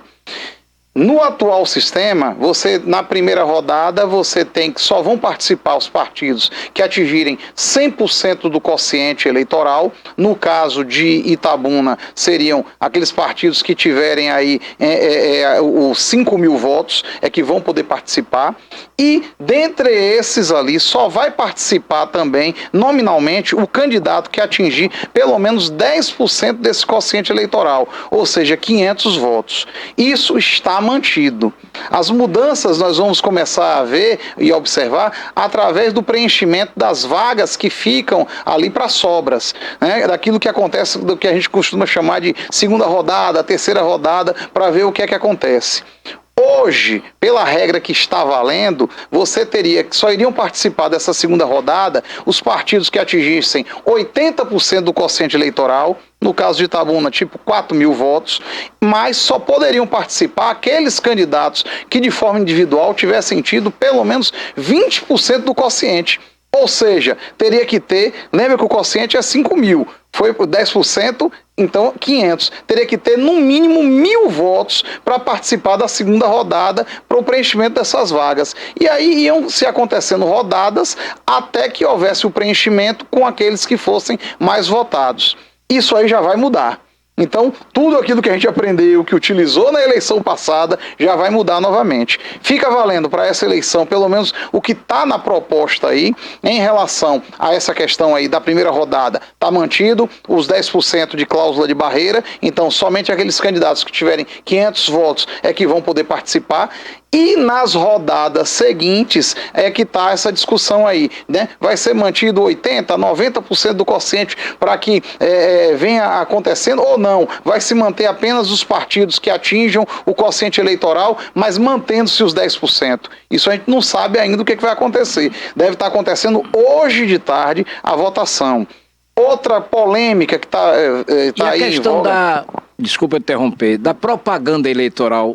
Da propaganda não mudou nada não, viu, Joel? Não mudou nada? Não, essa parte tá tranquila. O que o pessoal tá preocupado é a arrecadação de fundos. Sim. Né? Essa parte de como é que você elege a pessoa e também a questão da cláusula de gênero, o percentual da cláusula de gênero, que deverá cair dos 30% para 15% e ir subindo de forma progressiva, eleição por eleição, por conta da dificuldade que você está tendo em conseguir justamente encontrar candidatas, mulheres, infelizmente, né, para que venham ocupar essas vagas. O que tem acontecido é aquela enxurrada de ações voltadas a esses ditos laranjas, né, que a gente está vendo aí, onde tiveram várias câmaras de vereadores na Bahia que mudaram o seu quadro justamente por conta disso. Em Itabuna quase que isso acontecia, porque aqui nós tivemos 3 vereadores que ficaram aí 2 anos e meio, mais ou menos, na Berlinda. Então, com vistas a acabar com esse laranjal, o pessoal parece que já é o consenso, né, de baixar de 30 para 15, onde você vai ampliando o gasto, né, para o incentivo da candidatura feminina e ela ir aumentando eleição a eleição até chegar nesse percentual de 30%. Também, além disso, como eu falei, parte de financiamento. Agora já vai ser possível nas vaquinhas virtuais, que já é uma prática que você já tem umas 2 eleições, mais ou menos, eleições municipais, né, que você utiliza, você também vai poder estar utilizando isso aí através de Pix, que não era permitido, né? E o Pix você vai fazer sem precisar necessariamente fazer a identificação, né, daquele doador. É uma coisa que ainda está se conversando, se vendo, porque pode ser um caminho para que haja burla e criação de caixa 2. Essa é a grande preocupação. Também se fala do perdão da dívida, né, dos partidos e candidatos que tiveram aí, fizeram, né, não souberam se utilizar direito e corretamente dos recursos públicos e tiveram suas candidaturas, né, rejeitadas em relação à prestação de contas, que eles fossem anistiados para que pudessem receber dinheiro do fundo eleitoral, do fundo partidário e poder participar das eleições. Como se vê, né, Barbosa, Bárbara e Joel, é o pessoal advogando em causa própria. Vamos ver o que é que vai sair de lá. Por enquanto é conjectura, por enquanto a gente tem que aguardar, porque muita coisa pode mudar nessa votação primeiro na Câmara e depois no Senado Federal. Vamos aguardar para ver o que é que vai sair da barriga do Congresso hoje à tarde, né? Agora, aquela medida... Agora, Joel, curioso... Só um minuto aí, que antes que eu esqueça aqui a pergunta.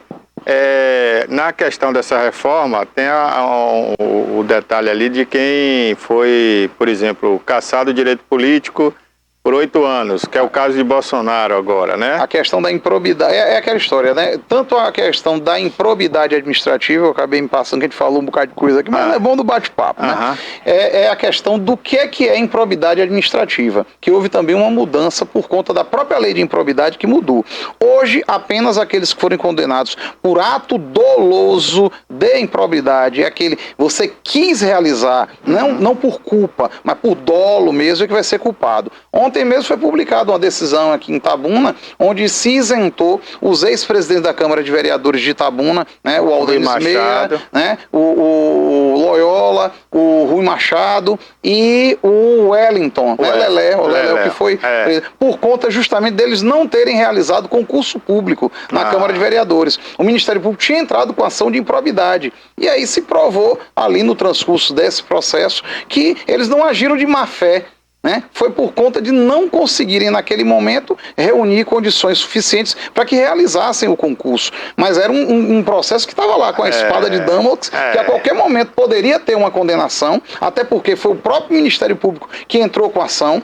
Depois, com a mudança da legislação, o próprio MP voltou atrás e disse, não, vamos esquecer e arquivar o processo aí que estava andando. Então, isso aí já é um dos motivos dessa alteração da legislação que tornou a coisa mais fácil para esses gestores. Mas não é dizer que você pode fazer a coisa de qualquer jeito, de qualquer forma, não. A legislação está aí, é uma legislação dura. E o que houve, na verdade, dessa lei aí, você fala do marco temporal. Do marco temporal ali, porque, por exemplo, Bolsonaro ele foi cassado, ele só poderia ser candidato 12 anos depois. Porque ele tinha que cumprir dessa eleição agora, né? Até a segunda eleição. E também o marco temporal daquilo. Enquanto cabia recurso, esse prazo estaria sendo valendo ou não. Isso aí já é uma evolução da jurisprudência que nós temos. Você não pode, não existe pena perpétua. Você tem que ter um início, um começo e um fim. E o pior é que, a depender do juiz, é que você sabia quando ia começar o tempo ali a ser cumprido. Aí acabava sendo uma punição maior. Uma punição maior do que os 8 anos. Então, nisso aí, a norma veio para aperfeiçoar. Eu achei de forma positiva isso daí. Principalmente pra gente, operador do direito, que, rapaz, a gente ficava, às vezes, Barbosinha, à mercê da decisão do juiz. Aí você tinha que entrar com embargo de declaração, para poder aclarear e ver qual é o ponto inicial, para poder você contar. Criava dúvida. Quando a gente tinha que entrar com ação mesmo, de cassação, de impugnação de registro de candidatura. Ele já cumpriu? Aí o outro lado, não, já cumpriu. A data que começou, aí, não cumpriu. Aí a Justiça Eleitoral diz, não sou eu que sou competente para poder chegar e dizer quando é que começa e quando é que termina. Nossa. Aí volta para a Justiça Comum chegar e dizer, era um panavoê, que agora eu acredito que vai estar espancado. 8 anos a partir do fato. E acabou. Diga, Joel, agora. Só uma observação. No país em que as mulheres são maioria, ao invés do percentual de candidaturas femininas aumentar, diminuiu. Tinha 30%, caiu para 15%, né? Mas, olha bem, não é que seja um absurdo. Vamos lá. A dificuldade que hoje você tem... Então, as mulheres que não estariam querendo ser candidatas? É isso. Infelizmente está se forçando, eles mesmos estão entendendo que tem que se fazer agora uma conscientização. Você está vendo aí, mudou muito essa questão do empoderamento da mulher. E é coisa que você chega assim, de 5, 6 anos para cá. É uma coisa mais recente, não é tão grande assim.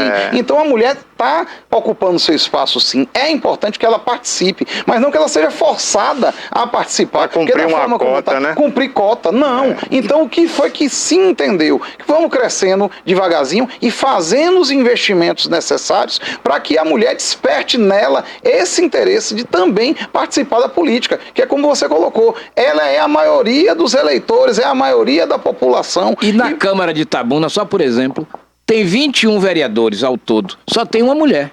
Agora veja quantas mulheres foram candidatas. Aí a escolha também do eleitor também, né? O eleitor parece que não gosta de votar em mulher. E tem um detalhe também, Joel, que é o seguinte, essa cota obrigava os partidos a fazerem falsas candidaturas, botavam as mulheres só para compor. O Alá falou aí do Laranjal. Do Laranjal. Você tinha que, era proporcional. Você tem que ter 30% de mulher e 70% de homem. Se você diminui o percentual de mulher, vai diminuir o percentual de homem. E aí você acaba não atingindo nenhum quociente eleitoral. Então, para você ter, que surgiu o Laranjal. Aí o Laranjal foi punido nessa última eleição, né? Com fundo, com cota, mas se viu que era uma coisa, hoje, com a legislação da forma como está, impossível de você cumprir. Então, agora tem outra coisa também, que é sobre a compra de votos, né? Eu acho que se passar vai incentivar mais a compra de votos, porque aí o candidato ele não é mais cassado depois de eleito, né? Ele seria só penalizado por uma multa. Você não acha que isso incentiva lá? Depende. A questão toda é fiscalização, né? É o que a gente bate. você fala assim, incentive isso e aquilo outro. Em Itabuna mesmo, a gente teve candidato que foi pego. Agora, como impedir com o dinheiro compra de no bolso, voto? Essa que é a grande questão. Com a boca na botija, e aconteceu o quê? Foi eleito, cumpriu o mandato dele lá numa boa. Essa questão de prova, principalmente no dia da eleição, e da forma como é que é colocada, é complicado. Né? Norma a gente tem aí contra a boca de urna. Todo mundo aqui vê boca de urna no dia. Toda a eleição história, tem. Derrame, que é o santinho na rua. Exato. É proibido. Toda eleição tem aquilo ali. Eu acho que o que tem que ter é uma fiscalização maior com relação a isso. Melhorou muito. Antes era pior. Hoje, com essa coisinha aqui, né, esse aparelhinho aqui, mudou muito, que hoje você tem o Pardal, que é um aplicativo que o TSE fornece, onde você filma ali na hora, manda. E ali tem uma agilidade, porque o pessoal fica ali de olho e funciona, gente. Funciona que eu testei. Eu achava que não funcionava. Funciona, eu testei no dia da eleição e eu também estava nessa. Esse troço não funciona não. Aí fiz uma filmagem, fiz a reclamação e fiz o encaminhamento. Não é que o pessoal baixou lá para poder ver aquilo ali? Bacana. Então é por isso, porque eu testei, funciona. Então, vamos ver, é um aperfeiçoamento. É aquela história, é do ser humano. A gente aperta de um lado, o ser humano que é inteligente pensa do outro para poder escamotear e principalmente ajeitar. O brasileiro. O brasileiro precisa trabalhar na NASA, costuma não dizer por aí. Agora, doutor Alain, eu observei, Barbosa, nas eleições, nas últimas eleições, que tinham pessoas questionando que ia na urna eletrônica votar e não aparecia o candidato, então tinha problemas, né, para confirmar e tal. Cuidado, você falando isso aí que Alexandre de Moraes manda ali prender. Não manda não, porque essa queixa... Não manda não, sabe por quê? Primeiro que ela tá do meu lado. Segundo, essa queixa é uma queixa recorrente e já foi visto. É o software, gente. E aquele voto não ali existe, anulado? Não é anulado, não existe isso não. A pessoa às vezes com pressa, principalmente pessoas que não têm habilidade, não tá com aquilo ali, bate o número, e apertou, já o confirma. Aí já vai de imediato pro outro. A máquina precisa de um tempo. Ela abre antes para poder mostrar a foto, para que você tenha tempo de ver se é de fato aquela pessoa ou não. Aí a pessoa diz, eu digitei e não apareceu nada, digitou de novo, mas aparece sim. Gente, olha, isso aí é o mais recorrente. Toda eleição vem essa queixa, mas pode ficar tranquilo. O seu voto está computado, está tudo direitinho. O que não pode acontecer, e que a gente viu acontecendo, não apenas em Itabuna, é chamar o fiscal lá na hora e a pessoa votar pela outra. Acontecia muito errado, muito errado. E aí é onde está, às vezes o fiscal do outro partido está lá, não grita, não pode, isso, aquilo, outro, né? Porque você tem membros até da própria mesa, que a eleição, ainda mais essas eleições que estão sendo acirradas da forma como está. As pessoas estão brigando, cada voto, cada coisa. Então, isso aqui não pode acontecer. Aquela história do menor acompanhar, dizendo, não, é meu neto, eu quero ensinar. Mas isso aí quem incentiva são os candidatos. Sim. Porque todo dia de eleição, as grandes redes de televisão já começam assim, né? Olha, o candidato tal foi votar com seu filho, verdade. O fulano foi votar com seu neto, né? Mas aquela história, hoje, da forma como o tráfico está em cima, principalmente das comunidades, da eleição das comunidades, é preocupante o jovem ir, porque você não sabe se é de fato neto, se é de fato filho, se está ali para vigiar a pessoa para ver em quem ela vai estar votando. A questão que eu falo é essa. Não o filho do candidato, né? Porque está ali do lado e tal. Não vai influenciar. Mas nas comunidades... Mas a lei teria que ser para todos, né? Eu acho também, Barbosa. Eu acho que você tem que ir sozinho para a cabina. Errou. Você errou. Né? É por isso que tem que sempre estar aquela urnazinha modelo que sai aí ensinando as pessoas a votar, a ver como é que é, como deixou de ser. O videozinho que sai. O videozinho que sai. E você vê lá, na hora que você digita, não é digitou, apareceu a foto na hora. Dá um tempo, tem um delay, tem uma série de coisinhas aí para colocar. Agora, o medo que se tem é isso. Por isso que também celular não é permitido. Mesmo as pessoas, a gente vendo, as suas tira foto, né? Faz filmagem, faz selfie. E às vezes não é nem para mostrar alguém o voto. É apenas só para registrar o momento cívico, né? Ou para ter views, né? Para ter views. Que agora virou moda. Esse negócio de mostrar para aparecer. Mas isso não é legal, não é... Porque o voto tem que ser secreto. Você não pode ter um outro terceiro para chegar lá e obrigar você a votar. E o medo que nós temos com essa escalada da violência, né? E principalmente desses comandos aí, você está vendo aí, né? Criminosos, essas facções criminosas, é ter influência real na eleição, eleger candidatos voltados a defender os interesses deles no Congresso Nacional. Isso é um grande perigo. Olhe, lembrem-se, a Colômbia elegeu Pablo Escobar como deputado federal. Então, vocês veem que não é uma coisa difícil de poder estar acontecendo no Brasil, caso não sejamos mais duros nessa questão da inviolabilidade do voto. Inclusive teve aquele senador, Joel, teve um senador em Brasília que foi cassado porque nas apurações lá descobriram que o jogo do bicho, a contravenção, é que bancava a candidatura dele, né? Pois é, para ter um representante lá no Congresso Nacional. E ele posava até de, né? Como é que é, do cara correto, né, e tal. Rapaz, aqui... Você lembra o nome dele? tirar bicheiro de eleição... Você lembra o nome desse, você lembra o nome desse senador? Ele é de Goiás. Eu não lembro o nome, mas teve realmente... E aí não precisa ir longe não, rapaz. Aqui, e eu acho que aqui essas perto da falhas cidade que eu vou podem até me se reservar, acirrar. porque o cidadão tá lá. Mais ainda. O tráfico fez um vereador. Aqui na região? Aqui na nossa região. E está aumentando isso em todo o Brasil, né? Pois é, e o medo que se tem principalmente é esse, que numa eleição nacional é mais só de você controlar e tal, é mais difícil. Mas numa eleição local, rapaz, é muito fácil eleger um vereador, como aconteceu aqui na região. Então... Outro dia conversando com um rapaz que foi candidato aí nas últimas eleições, ele disse que recebeu até uma proposta, não sabe se era traficante ou não, mas o cara dizia o seguinte, eu banco sua candidatura, lhe dou tudo que você precisar. Agora eu mando no seu voto. Aí, tá vendo? Aí. É isso que eles pretendem, né? Agora não sei se era traficante ou não, né? Ou qual era o interesse, né? Mas tudo fica na dúvida, né, Barbosa? E aí tira o quê? A liberdade do próprio cidadão. Quer dizer, me elege, mas o voto é meu. Né? Doutor, agora quem está assistindo com relação à caracterização, aquela pessoa que vai com roupa do partido, que vai com do candidato, adesivo, pode ir? Pode. Boné. A manifestação individual, não pode ir o grupinho lá. E silenciosa no dia da eleição, pode. Você pode botar sua bandeira no braço, pode vestir a cor da camisa que você quiser, se entupir de adesivo, virar um outdoor humano. Agora não pode juntar eu e você, por exemplo, aí já não pode, porque aí já é aglomeração. Dizer, mas duas pessoas é aglomeração? A depender, porque aí é subjetivo, né? Então vai depender do que o juiz faça. Agora, é muito fácil, aí junto eu e você, aí encosta a Barbosa, que também, aí junta daqui a pouco tá um bloco de carnaval descendo a Cinquentenário. Então não pode. É isso. Agora, a sua manifestação individual, você botar sua bandeira no seu carro, você sair para votar de boné, de adesivo, ficar na fila, nada impede. Você não pode estar na fila aliciando os outros. Meu candidato aqui é bom, viu?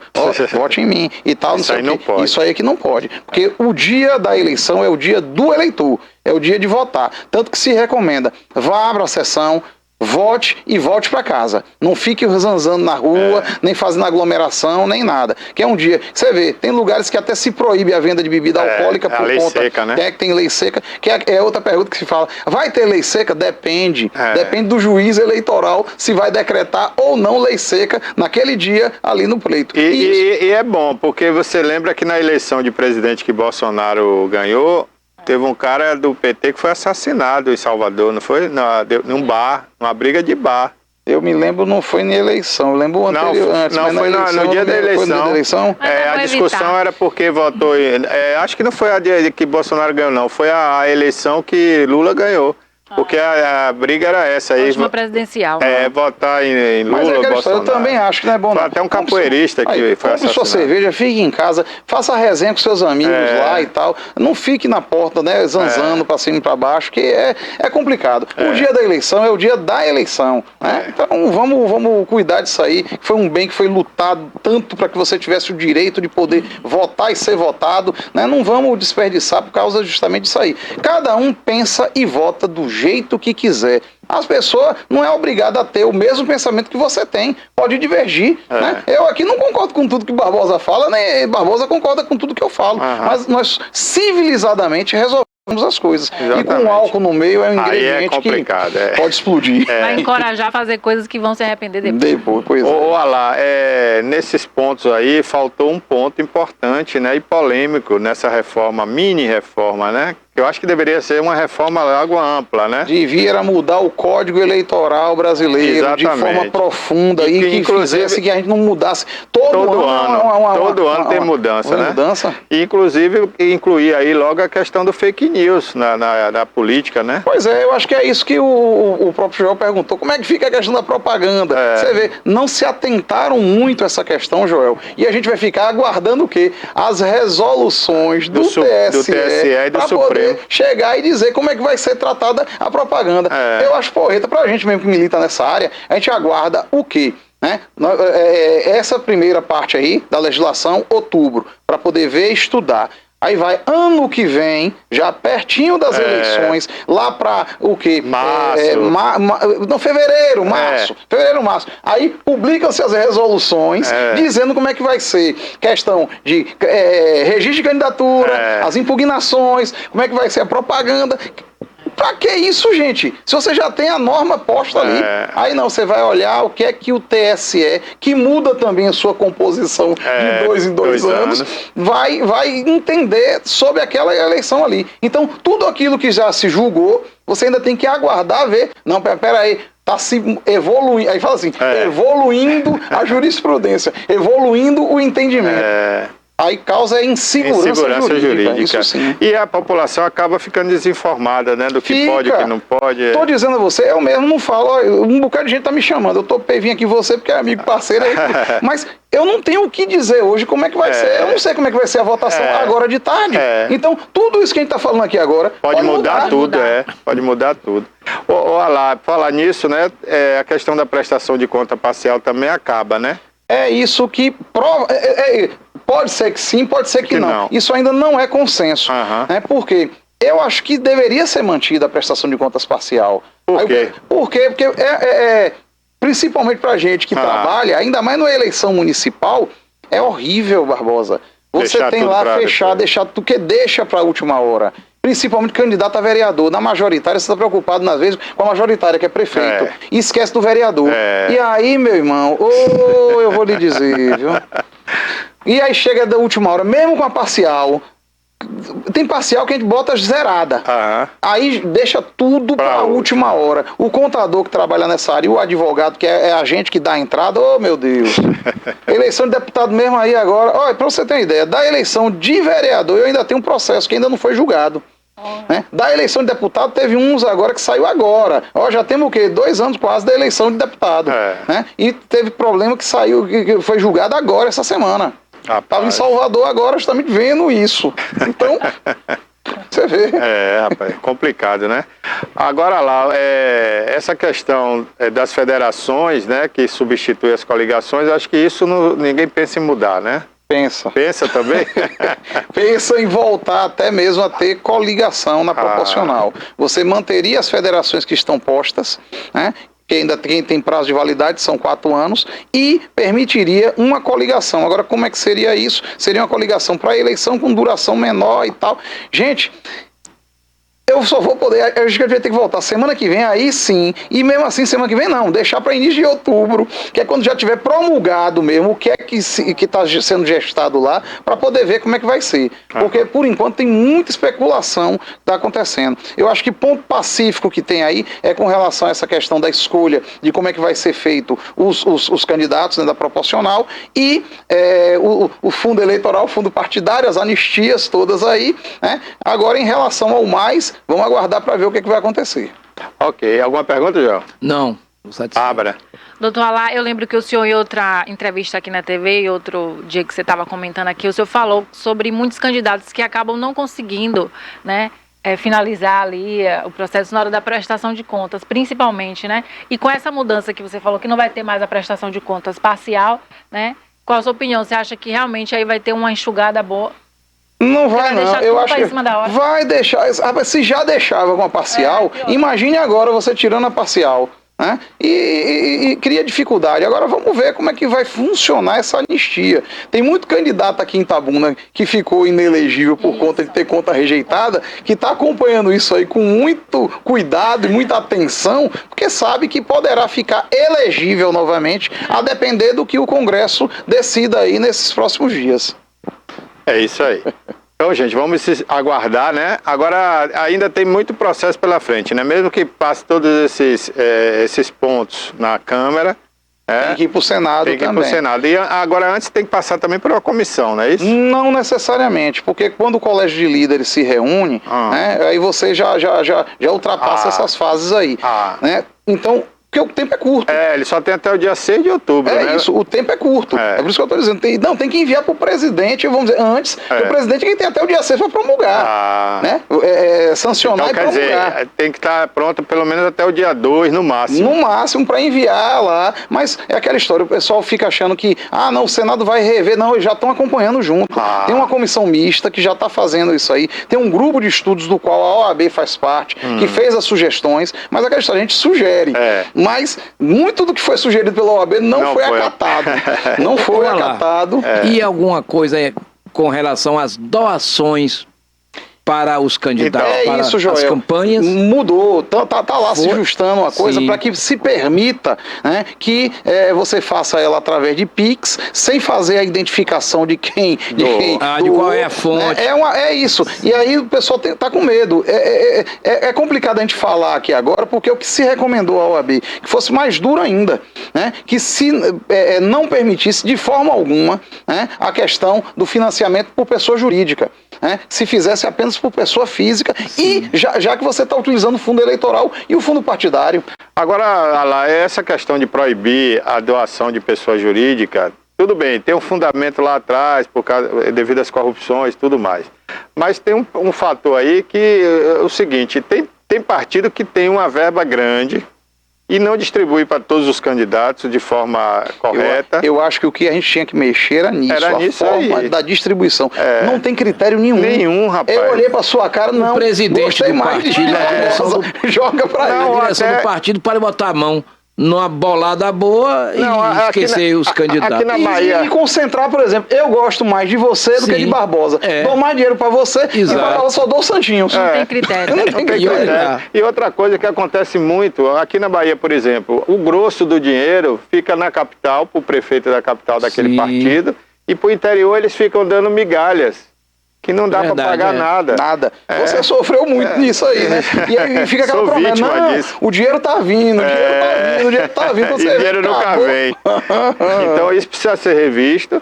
E também por quê? Porque aí força esse candidato do interior que não recebeu o dinheiro procurar outras fontes ilegais. Claro. Aí tem os caixa 2, empresas que doam no seu caixa 2, não é de forma legal, né? Aí entra empresa empresa de ônibus, por quê? Porque a empresa de ônibus não dá nota fiscal ao passageiro, então ela não tem que comprovar sua renda, né, para imposto de renda. Então ela declara quanto ela quiser, e ela pega ali o dinheiro e dá, né? Aí tem a questão da contravenção, né? O jogo do bicho. Principalmente, né? Como é que você contabiliza? As facções hoje que não tem como contabilizar, então esse dinheiro é ótimo porque ele... E você sabe, você que mexe com propaganda, sabe como é que você vai? Tá bom, material gráfico principalmente. Você bota lá, tiragem 1.000. Quem vai contar aquilo? Quem vai contar? Você bota lá 5, 6 mil, paga por fora e aí? Aí o cara diz, rapaz, 1.000 Santinho rendeu, viu? Eu vi Santinho desse cara na cidade toda. Infelizmente. É verdade. Bom, dito isso, né, eu queria só aguardar lá para que a gente veja amanhã, a partir de amanhã, né, o que se resolve lá em Brasília. E assim que for para a sanção do presidente, a gente fazer Barbosa, eu acredito que o que for aprovado hoje à tarde vai ser mantido pelo Senado. Não vejo alteração. E também acredito que vai ser o que for aprovado hoje que vai ser sancionado pelo presidente da República. Aí, se for alterar, vai ser alguma bobagem aí que ele entenda que não. Porque está sendo feito tudo em conjunto. Então eu acredito que não vamos ter... O que sair hoje de tarde vai ser o que vai acontecer pro ano que vem. Até porque, é habitual entre os deputados e senadores, sempre que a Câmara aprova algo, dificilmente o Senado... é de interesse deles, né? É interesse deles, eles estão fazendo. E o prazo é que você vê. Como se fosse um jogo combinado. Não, e você vê. Vocês aprovam lá na Câmara e a gente consolida a aprovação aqui no Senado. Isso aí no Breu das Tocas, rapaz. Isso aí tá se conversando já tem mais de 2 anos. E ninguém um sabia mês pra nada. cá foi que, do nada, como se já tivesse tudo isso aí sido pensado de um mês pra cá. Não foi. É para não dar tempo, né, de dar opinião de pública, mobilizar, ficar comentando. Exatamente. Quando é de interesse dele, né, Alá, é rapidinho. É rapidinho. Olha lá, a gente falou há pouco aí sobre o indivíduo, né, o ser humano, e eu falava aqui, o brasileiro é diferente, você até comentou, né? O brasileiro que foi condenado à prisão perpétua, que estava numa cadeia de segurança máxima, ele foi nos Estados Unidos, hein? Imagine, não foi segurança máxima no Brasil, não. Nos Estados Unidos. Agora há pouco. Foi capturado, é isso que eu queria dizer aqui. Foi. Até ontem. A imagem dele capturado e outra coisa, viu? Suspeitavam que ele estivesse numa mata, né? Próximo ao local de onde ele fugiu. Ele deu sorte que não foi assassinado pela polícia, porque a polícia já tinha ordem letal para ele, né? Tá vendo? Porque você imagina, rapaz, a mobilização dessa polícia americana. A polícia estava gastando $1 milhão por dia na caça desse rapaz. Ele foi considerado um bandido de alta é um bandido carioca. Ele fugiu da cadeia. Não, da cadeia que ele fugiu. Segurança máxima. E ele conseguiu sair pelo telhado, escalando a parede. Mesmo, e ninguém viu o pessoal assistindo futebol, né? O jogo de basquete. Jogo de basquete que lá todo mundo entretido vendo o jogo de basquete e ele escapulindo. É o brasileiro, né? Agora já fugiu do Brasil depois de cometer um crime, consegue entrar nos Estados Unidos ilegalmente, ao invés de procurar viver uma vida lá normal, né? Aí faz uma besteira dessa. Bom, pelo menos esse vai ficar guardadinho agora. A vida inteira, porque lá não é o Brasil, é crime, não. É crime, claro. Não, mas aqui no Brasil parece que não. Não tem nem pra onde aumentar mais, veja. Ele já era prisão perpétua. No Brasil é agravante. É agravante. Mas lá ele já estava prisão perpétua. Quer dizer, até morrer. Ele não perdeu muita coisa, não. Ele tentou, claro. Ele passou ele arriscou, né? Arriscou. Se desse certo, se colar, colou, né? Mas a casa caiu. Caiu. Ele vai ter que sofrer muito aí, porque se fosse pena de morte seria bom pra ele, né? Mas ele, prisão perpétua, o cara deve ter 30 anos, né? Vai ficar aí. É jovem ainda. Ficar mais uns 40 anos. Pelo menos ele deu sorte que é uma cadeia americana. Se fosse uma cadeia brasileira, ele não que era bom pra todos. Agora, rapaz, a gente tem que mudar os códigos, né, do Brasil para punir melhor. Você vê, nos Estados Unidos você ouve falar pouco de homicídio. Por quê? Porque o cara sabe que se matar lá é prisão perpétua, é pena de morte, dependendo do estado, né? Não é igual o Brasil, que tem aquele jeitinho brasileiro, que o cara vai regredindo a pena. Não é aquela história, né? Porque a gente tem que ter mais presídios, infelizmente. Mas a população carcerária mas essas regressões de pena... Mas é que tá. A pena é pra quê? É pra ressocializar o indivíduo. O problema é que essas cadeias nossas não ressocializam ninguém. A pessoa entra, bandido de robô aqui, só um celularzinho, e sai assassino, traficante de altíssima periculosidade. Porque lá é uma faculdade. É uma faculdade, né? Do mal. Então é isso que tem que se rever. Então, mas ninguém discute isso, né? Porque não dá voto. O Brasil só tem a Papuda e um presídio em Goiás, se não me engano, né? Não dá voto. Que voto dá você construir presídio? Sim, mas o indivíduo, o presidente, um secretário, um ministro da Justiça, ele tem que pensar na população. Concordo com você. Não, é segurança pública. Eles, agora, culpado também somos nós. Porque a gente nunca não na eleição cobra. se cobra. Você vê alguma plataforma de alguém, ou alguém querer discutir questão penitenciária, questão prisional no Brasil? Ninguém faz isso. Infelizmente não. Aí depois a própria sociedade volta a receber esse indivíduo treinado, né? E vai virar o quê? Aperfeiçoado. Com doutorado. Rapaz, doutorado em malandragem. Como diz o humorista lá do Ceará, é difícil. Alá, muito obrigado mais uma vez, você ter ilustrado aqui nosso programa, viu? Muito obrigado e volte pra semana aí pra gente comentar mais. Aí eu acho que a gente já vai ter uma coisa mais clara no horizonte. Por enquanto hoje só foi especulação. Mas foi bom de qualquer forma, porque as pessoas ficam ávidas a saber, né? Pô, o que é que tá acontecendo mesmo, né? O que é que eles querem mudar, né? Pelo menos ficar sabendo o que é que eles querem realmente mudar. Muito obrigado. Então, tamo aí. Conversamos então aqui com o nosso comentarista político, doutor Alá Góes, advogado especialista em direito político, muito conhecido no meio político em toda a Bahia. Obrigado, amigo. Valeu, Barbosa. Agora vamos falar de futebol, né? A seleção brasileira jogou ontem a segunda partida das eliminatórias, né, da Copa do Mundo. O jogo foi no Peru, né? E temos imagens aí, ó. O Brasil só conseguiu marcar o gol aos 45:50 do segundo tempo, depois de um cruzamento na área e a cabeçada do Marquinhos. Esse gol aí, né, foi anulado. Tivemos 2 gols anulados e realmente os jogadores estavam em posição de impedimento. Um foi o Rafinha e o outro foi o Richarlison, né? Esse aí foi o Richarlison de cabeça. Não, esse não chegou a entrar. Foi depois desse lance aí. O Richarlison fez o gol de cabeça, mas estava ali alguns centímetros... Marquinhos fez o gol, né? Alguns centímetros à frente da zaga, né? E aí, esse gol aí, ele estava alguns centímetros. Foi até complicado, o VAR levou 8 minutos para decidir se marcava o impedimento ou não. Mas esse VAR só veio dificultar, não é? Rapaz, e complicar, né, Joel? Porque ali, ó, por exemplo, ele estava mostrando de um ângulo do outro lado, de outra câmera. Porque assim, nesses jogos da eliminatória, tem 2 transmissões. Sim. Uma para a TV do Peru, que fica de um lado, e uma para a TV do Brasil, que fica do outro lado, por causa da publicidade, das placas, né? Sim. Aí ele mostrou primeiro da televisão peruana. Pela televisão peruana, o Richarlison parecia estar mais de 1 metro na frente. Aí depois eles voltaram atrás e pegou a transmissão da TV brasileira. Aí já diminuiu. Aí já pegou de costas esse lance que a gente mostrou ali. Aí diminuiu a distância entre o zagueiro e Richarlison. Então, agora, de acordo com o ângulo, é complicado, porque é perspectiva, né? Às vezes, numa perspectiva dessa, você tá vendo o cara na frente e ele não tá na frente. Isso já aconteceu no jogo até do Flamengo, aqui no Brasil, no Maracanã. Aí foi o lance do gol, Neymar cobra escanteio e Marquinhos se antecipa ali no primeiro pau e faz um gol pro Brasil, né? O gol da vitória, que dá ao Brasil aí a liderança momentânea aí, mas né? que sufoco, hein? Nas eliminatórias. O Brasil, tudo bem que o Peru mas você sabe que é uma seleção melhor do que a Bolívia. Mas não é só isso, Joel. Sim. Ali tem um fator da altitude. A altitude, o Peru é muito alto, claro, né? Claro. Tem uma altitude muito elevada e os jogadores cansam mais rápido. Exato. Já ganhamos isso lá de goleada, já. Mas aí é circunstância, né? Agora, tudo depende do momento também. Como os brasileiros sofreram ontem, só garantir a vitória no finalzinho. E hoje já temos rodada do Campeonato Brasileiro, viu, gente? Vamos ter um jogo do Flamengo, né? Que vai jogar aí com o Atlético Paranaense, é isso? E vamos o Atlético é um time bom, viu? Um time muito bem montado. E tá sem o Vidal, né? O Vidal foi machucado. E domingo nós vamos ter a primeira final da Copa do Brasil. São Paulo, o Flamengo recebendo o São Paulo no Maracanã. Primeiro jogo. E o Arboleda se machucou ontem também na seleção, né, do Equador.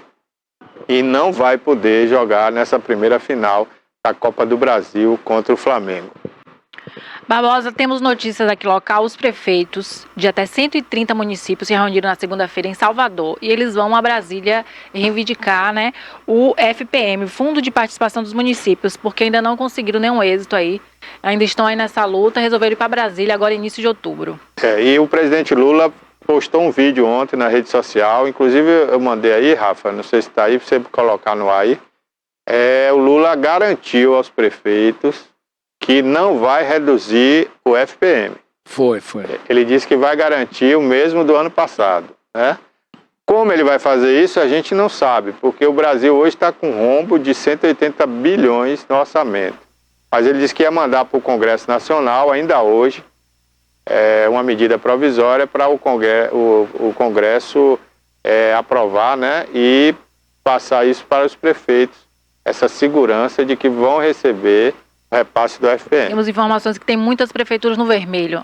Todas? A situação financeira é difícil, né? Todas estão no vermelho. Na região sul da Bahia, tem municípios pequenos que, para sobreviver e para pagarem as despesas mínimas, dependem exclusivamente do FPM, porque o ICMS não significa muita coisa, não. Exatamente. E aí vai ter essa movimentação, como a Bárbara falou, né? Agora Itabuna tá bem, que recebeu o empréstimo, né, recentemente. Não, ainda não recebeu. Também... Foi liberado. 2 empréstimos, né? Sim. Primeiro do Banco do Brasil, 115 milhões, e depois vai sair o da Bolívia, que o Senado já avalizou. Sim. Né? O Senado brasileiro avalizou. Então, no total, a Itabuna vai receber 265, né? 265 milhões de reais. Lula tá no ponto? Quero comunicar aos prefeitos brasileiros que nós tomamos uma decisão no governo e eu posso garantir a cada prefeito que ninguém receberá em 2023 menos FPM do que receberam em 2022.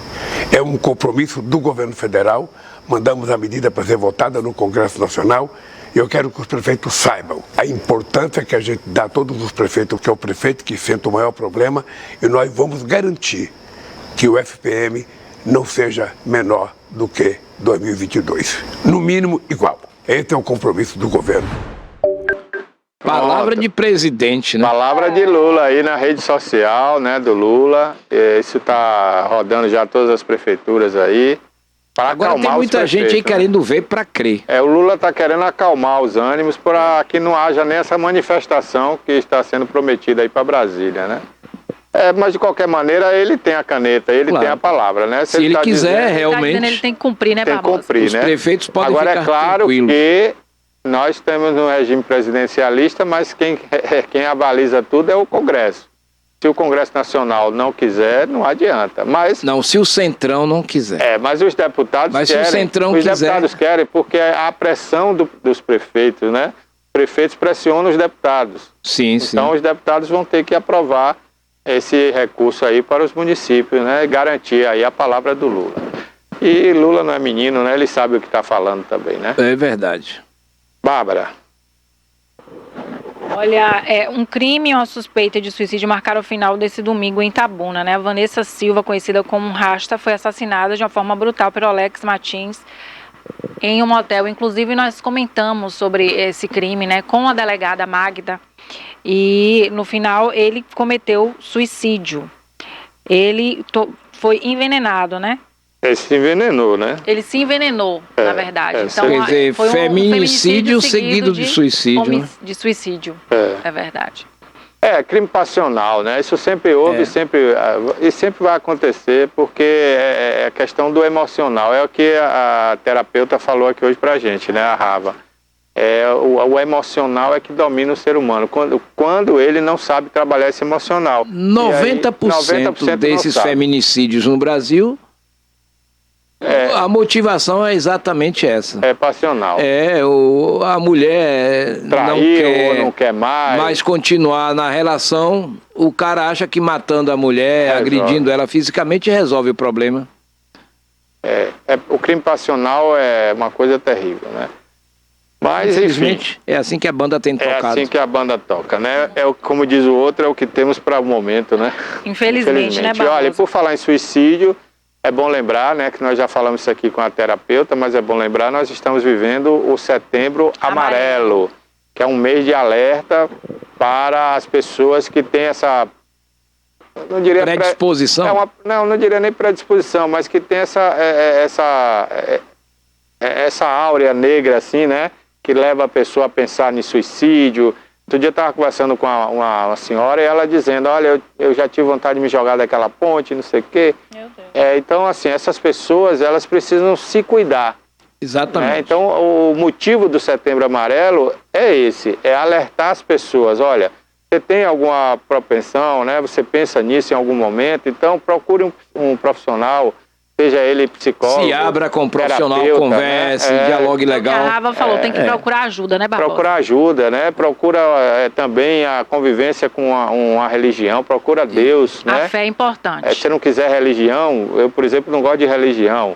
Procura Deus, procura uma igreja que não pregue uma religião, que pregue Deus, que pregue a Bíblia, né? Tem que ter espiritualidade. Procura um bom pregador da Bíblia, porque a Bíblia, quando o ser humano ele está perturbado mentalmente, não adianta ele ler a Bíblia que ele não vai entender. Às vezes até piora a situação dele. Então ele tem que procurar alguém que sabe interpretar a Bíblia, né? E passar para ele a mensagem correta. Então, não precisa você entrar em nenhuma religião, não, mas procura um pastor que você já ouviu falar que é um bom pregador, ou liga na televisão. Hoje tem pastores para todo gosto, né, rapaz? E na internet também. Na internet, você liga aí na rede social, no YouTube. Agora, cuidado, né? Não é toda mensagem que você deve ouvir no momento desse, porque às vezes pode piorar a situação. Tem que ser alguém que seja uma referência realmente, né? Que você já ouviu falar, que você vê noticiários sobre aquele pastor, que é um pastor de uma grande denominação, né? Porque senão você pode cair na mão de um charlatão aí e piorar a situação, né? Mas procure ajuda, não fique sozinho não, porque a depressão leva à morte, leva ao suicídio, né? E você precisa se cuidar. E saiba que não é o fim do caminho, né? É apenas uma etapa que você tem que superar e tendo fé em Deus você vai vencer. E a vida é feita disso, né? De batalhas. Se não fossem as batalhas, não teríamos as vitórias, né, Joel? Exatamente. Como é que a gente é feliz se a gente não sabe o que é tristeza, né? Não sabe o que é sofrimento. Não sabe o que é sofrer. Então, Jesus veio à Terra e sofreu para mostrar isso pra gente. Então, a gente precisa superar esse sofrimento, seja ele qual for. Supere todo e qualquer obstáculo. Exatamente. E isso depende basicamente de você mesmo. De você mesmo, exatamente. Olha, todo mundo tem problema. Não se iluda, seja rico ou pobre, preto, branco, índio, mulher, homem, gay, todo mundo tem problema, né? E você tem que aprender a superar o problema. Então, veja a grandeza do mundo, né? A pequenez do ser humano, e aí você vai ver seu problema muito pequenininho, seja ele qual for, você vai superar. Exatamente. Encare o problema como um desafio a ser vencido por você. Crescimento, né? Experiência. Joel, boa tarde, muito obrigado mais uma vez. Boa tarde. Estaremos aqui, quer dizer, eu, né? Vocês todos os dias. Na próxima segunda-feira, creio eu, com a presença, com o retorno da brilhante Maria Antonieta Mota. É aniversário dela, ela comemora a semana toda. Exatamente, está comemorando. Bárbara, boa tarde. Boa tarde, Barbosa. Até amanhã com fé em Deus. Obrigado pela sua audiência. Até amanhã, se Deus permitir, às 10 horas ao vivo. E amanhã temos muita gente boa aqui no programa. Tem um quadro Gente de Vitória. Temos uma entrevista aí, né, com a presidente da ONG aí de Ilhéus, do Instituto, né, Nosso Ilhéus, que vai estar aqui com a gente ao vivo, a Socorro, trazendo novidades. Inclusive, gente, ó, você que fica curioso para saber a transparência do município que você mora, amanhã a gente vai falar sobre essa transparência e dizer quais as cidades que estão realmente transparentes aí no portal da transparência com a Socorro, que é a presidente do Instituto Nosso Ilhéus. Até lá, então, fica o convite aí para você. Boa tarde.